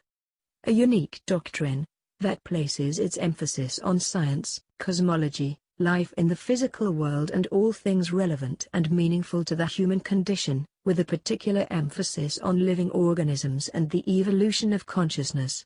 By combining religious naturalism, deep ecology and biocentric values, together with classical pantheist philosophy, substance monism, and a poetic, pagan aesthetic in terms of symbolism, iconography, allegory and metaphor, Biopan represents the quintessential balance between science and religion, as it is both a philosophical, ethical worldview, and a tangible, contemporary form of spirituality. A movement that embraces both ancient wisdom and modern scientific knowledge, in a meaningful, practical and coherent way. Biopan not only teaches us to examine, explore and embrace modern science and biology, but also leaves room for a heightened awareness of the numinous, by encouraging its adherents to cultivate and engage in the mystical, transcendent experience, afforded by our senses and via inspiration, without abandoning critical thinking, logic or reason. Rejecting the traditional notions of theism and the conventional doctrines, dogmas and theologies of the Abrahamic faiths, Biopan stands as a healthy, earth-based, nature-centered alternative to the harmful and destructive fundamentalist religions that seek to dominate our world. We are a sanctuary for all those who have been wounded and oppressed by religious indoctrination, valuing objective truth and evidence-based thinking over superstition, emotionalism, and any unsubstantiated false claims concerning the supernatural. Unreservedly, we seek to bridge the gap between atheism and naturalistic spirituality, by cultivating a deep and abiding love and respect for the universe, nature, and all life forms. With a contemporary, pantheistic awareness of the immanent and emergent divinity espoused by Giordano Bruno, Baruch Spinoza, Albert Einstein, Carl Sagan, and Alan Watts. Marcus Aurelius, Ralph Waldo Emerson, Henry David Thoreau, John Muir and Walt Whitman are our heroes, and we are all sinners and saints, with potential to achieve greatness if we choose it. To us, Pan means nature, Pan means forests and trees, mountains and caverns, oceans, rivers, lakes and streams, plants and animals, earth and sky, body and mind. These things are holy, sacred, and worthy of the highest reverence and respect. The earth is our home and all things are related, interdependent and connected. The universe is a living organism, an incomprehensibly massive, collective intelligence, of which we are all a significant and ever-evolving part. We are the eyes and ears of the cosmos, the hands and feet of God. Our goal is to foster and promote these ideals and spread this worldview, by encouraging unity, compassion, altruism and love. To educate, enlighten, influence and inspire, both ourselves and others, to live up to our own highest potential, by recognizing and acknowledging our immanent godhood, and tapping into and harnessing our divine creative power, as individuals and as a species. As stated, biopantheism refers to a form of pantheism that is both old and new, scientific, as well as spiritual, mystical, while at the same time rational, emotional, and yet wholly based on logic and reason. It centers around the idea of an immanent, emergent divinity, manifesting and expressing itself unconsciously through all life forms and coming into personal awareness and coherence presently, through us.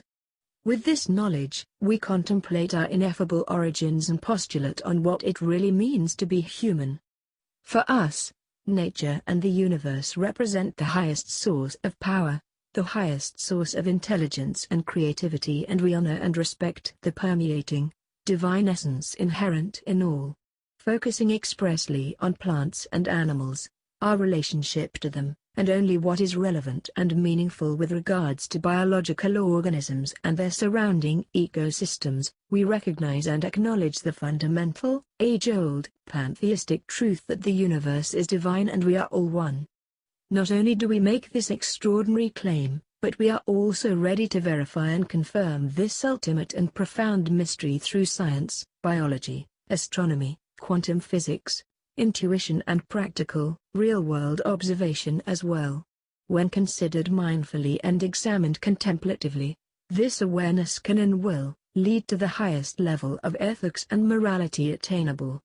This is a form of pantheism that exalts and honors nature, living systems and the biological processes of the earth, and places its emphasis on life in the physical world and the application of an organic progression of pantheistic principles and ideals applied in a practical, everyday sense as well as on a much larger, broader, global, and even universal scale. We assert that ethics, morality and veganism naturally stem from this belief system, and contend that for this reason, as well as many others, it should be passionately fostered and promoted. This teaching is likewise represented and expressed by a profound love of nature and a perpetual love for the earth, as manifested through altruism, environmentalism, eco-friendly lifestyles, wildlife conservation, animal rights activism, the endorsement of permaculture, sustainable living, and the support and promotion of a resource-based economy. It is this transcendent awareness of the interconnectedness and interdependence of all things that elicits the deepest feelings of reverence, wonderment and awe in those who take the time to carefully observe and actively participate in the many miracles that exist all around them in the micro world, as well as in the macro. We commune with nature to elevate our minds and our consciousness. We promote science, evolution and a deep reverence for life. Working together as one cohesive body, we encourage one another to join our meetup groups, participate in discussions on our Facebook page and contribute their time and resources in any way they can to further this cause. Our goal is to positively influence others and share this message of hope and inspiration with the world. Driven and motivated by a keen understanding of the true nature of reality, we shine and glow as enlightened beings, illuminating the path for others and encouraging free thought, inquiry, personal growth, self-progression, innovation, creativity, education, and the expansion of human knowledge. We see the earth and all her living systems as something sacred and holy, to be cherished and protected forever, even as we cherish and guard our own bodies from destruction and harm. Join us, as we celebrate life, the invaluable lessons it has to teach us, and the profound wisdom derived from assiduous study of the natural world. And so, motivated by compassion, compelled by reason and convicted by science, with a profound and inexplicable desire to connect with the fragile and indomitable Omnia, we ritually commemorate the seasons, respectfully learn from the past, amiably look forward to the future, and wholeheartedly embrace the present. Meaningfully, passionately and reverently, we honor the ineffable all and acknowledge the wondrous diversity and complexity within the similitude of our differentiated, collective being. Striving ever and always to evolve and progress, in order to develop a deeper and more inspired awareness of the divine whole. This is our source. This is our life. This is who we are. Now and forever, in nature we trust. Chapter 23. A Call to Assemble. In my ongoing quest for pantheistic fellowship, I've done a great many things in earnest to try and organize and galvanize people and gather together in real-world settings, in order to build local communities and influence, educate and inspire those around me.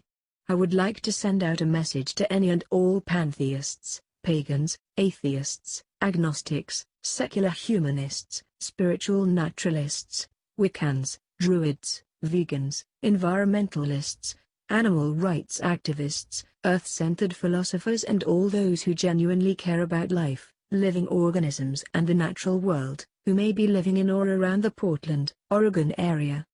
We are looking for enthusiastic, like-minded individuals, desiring to gather together for coffee, philosophical chats and group or individual education, counseling and fellowship, concerning pantheism as well as many other relevant topics including, but not limited to, spiritual naturalism, deep ecology, environmentalism, veganism, animal rights activism, wildlife conservation, science, biology, metaphysics, astronomy, cosmology, psychology, philosophy, human evolution, and the history of pantheistic thought.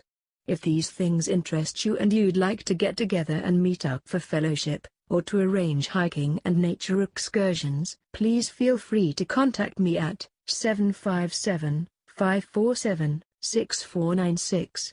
Or send me an email at poffoman13@aol.com. Likewise, feel free to send me a message on Facebook, or join any of the associated pages and groups linked below. Although Facebook is an excellent forum for exchanging ideas and discussing these subjects theoretically, there's only so much we can do with it in an interpersonal way and there's only so far we can go in an online setting. I believe it is time to establish a local group, with real, person-to-person contact, an affiliation, and an official assembly that will serve as the catalyst to get this movement off the ground and up and running. The season of change is here and I believe it is time for us to unite and express our beliefs practically and gather together physically, in a real-world setting. If you agree that this awareness holds the power to transform lives, if you feel like it can and will bring personal fulfillment and strengthen and enlighten others, both intellectually and spiritually, morally and ethically, emotionally and mentally. If you believe in the power and strength of unity and long to find other kindred souls who share your sentiments and you can see the inherent value of our philosophy as it relates to the world at large. If you wish to be a part of a community that stresses altruism, cooperation, compassion, reverence, respect and love of nature, love of animals, love of wildlife and the earth. If you believe it is time to embrace a path that rejects all former notions of God and deeply recognizes our essential oneness and the great bond that exists between all living things, why not contribute to our cause and get involved? If you're struggling with what you believe and you need help freeing yourself from the confines of traditional religion, know that there are answers and you are not alone. If you're seeking something more than just the worn-out, rehashed myths, legends of traditional religion and the tired, outdated and archaic dogmas, doctrine and rituals of the past that seem to dominate our world, we want to help and we want to be there for you. If you desire something more than just atheism, with its staunch materialism and cold, sterile reductionist attitudes, that offer no hope for the facilitating of a transcendent experience, no answers to the most profound existential questions, and no belief in the mystical or the miraculous. If you wish to let your life be defined by your interactions with the sacred and you're seeking truth on a fundamental level and want to explore more than just the stagnant, neutral unknown of agnosticism, I'm here to tell you, there is a positive alternative. If you want to experience the numinous and the personal, awe-inspiring power of earth-centered, nature-based spirituality, without all of the trappings and close-mindedness of conventional, organized religion. Or conversely, if you see the universal patterns and motifs inherent within those ancient belief systems and feel there is wisdom to be derived through a kind of syncretism or drawing out of all that is relevant and meaningful among the world's most popular and influential, mainstream, sacred paths. Or similarly, if you want to know the security, comfort and encouragement of human companionship and solidarity, but feel hesitant about joining an organized church or committing yourself to the complex tenets of Buddhism, Taoism, Sufism, or any other mystical Eastern tradition or philosophy that you might be gravitating towards intuitively. If you crave spirituality, but long to remain grounded, free from magical thinking and false illusions of duality. If you yearn to embrace the vastness of the cosmos, while remaining focused on the present and intimately connected to the earth, please, join with us and let us learn and grow together, as we walk the true and authentic path with solidarity, purpose and direction. Each of us contributing in our own unique and individual way, yet each of us grounded upon the earth, in this reality, as we rise above our primal natures and collectively reach for the stars. If you desire a more specific, codified faith or belief system, representative of both modern, scientific consciousness and a deeper understanding of the laws of nature, based on logic, reason and the wondrous glory of reality alone. A philosophy and a lifestyle that goes beyond the shallow, superficial, all-inclusive tropes of popularized, New Age mysticism, yet still focuses on the magic, mystery and wonder of the natural world. Please, consider joining us and becoming a part of this movement. I believe biopantheism is truly the bridge that fills the gap between science and spirituality, the next stage in the evolution of our species and the meta-religion that fuses the wisdom of the ancients with the observable, rational knowledge of today. Join our Facebook page and become a part of the meetup groups and help us establish a solid pantheist community in Portland and beyond. Help me take this philosophy to the next level.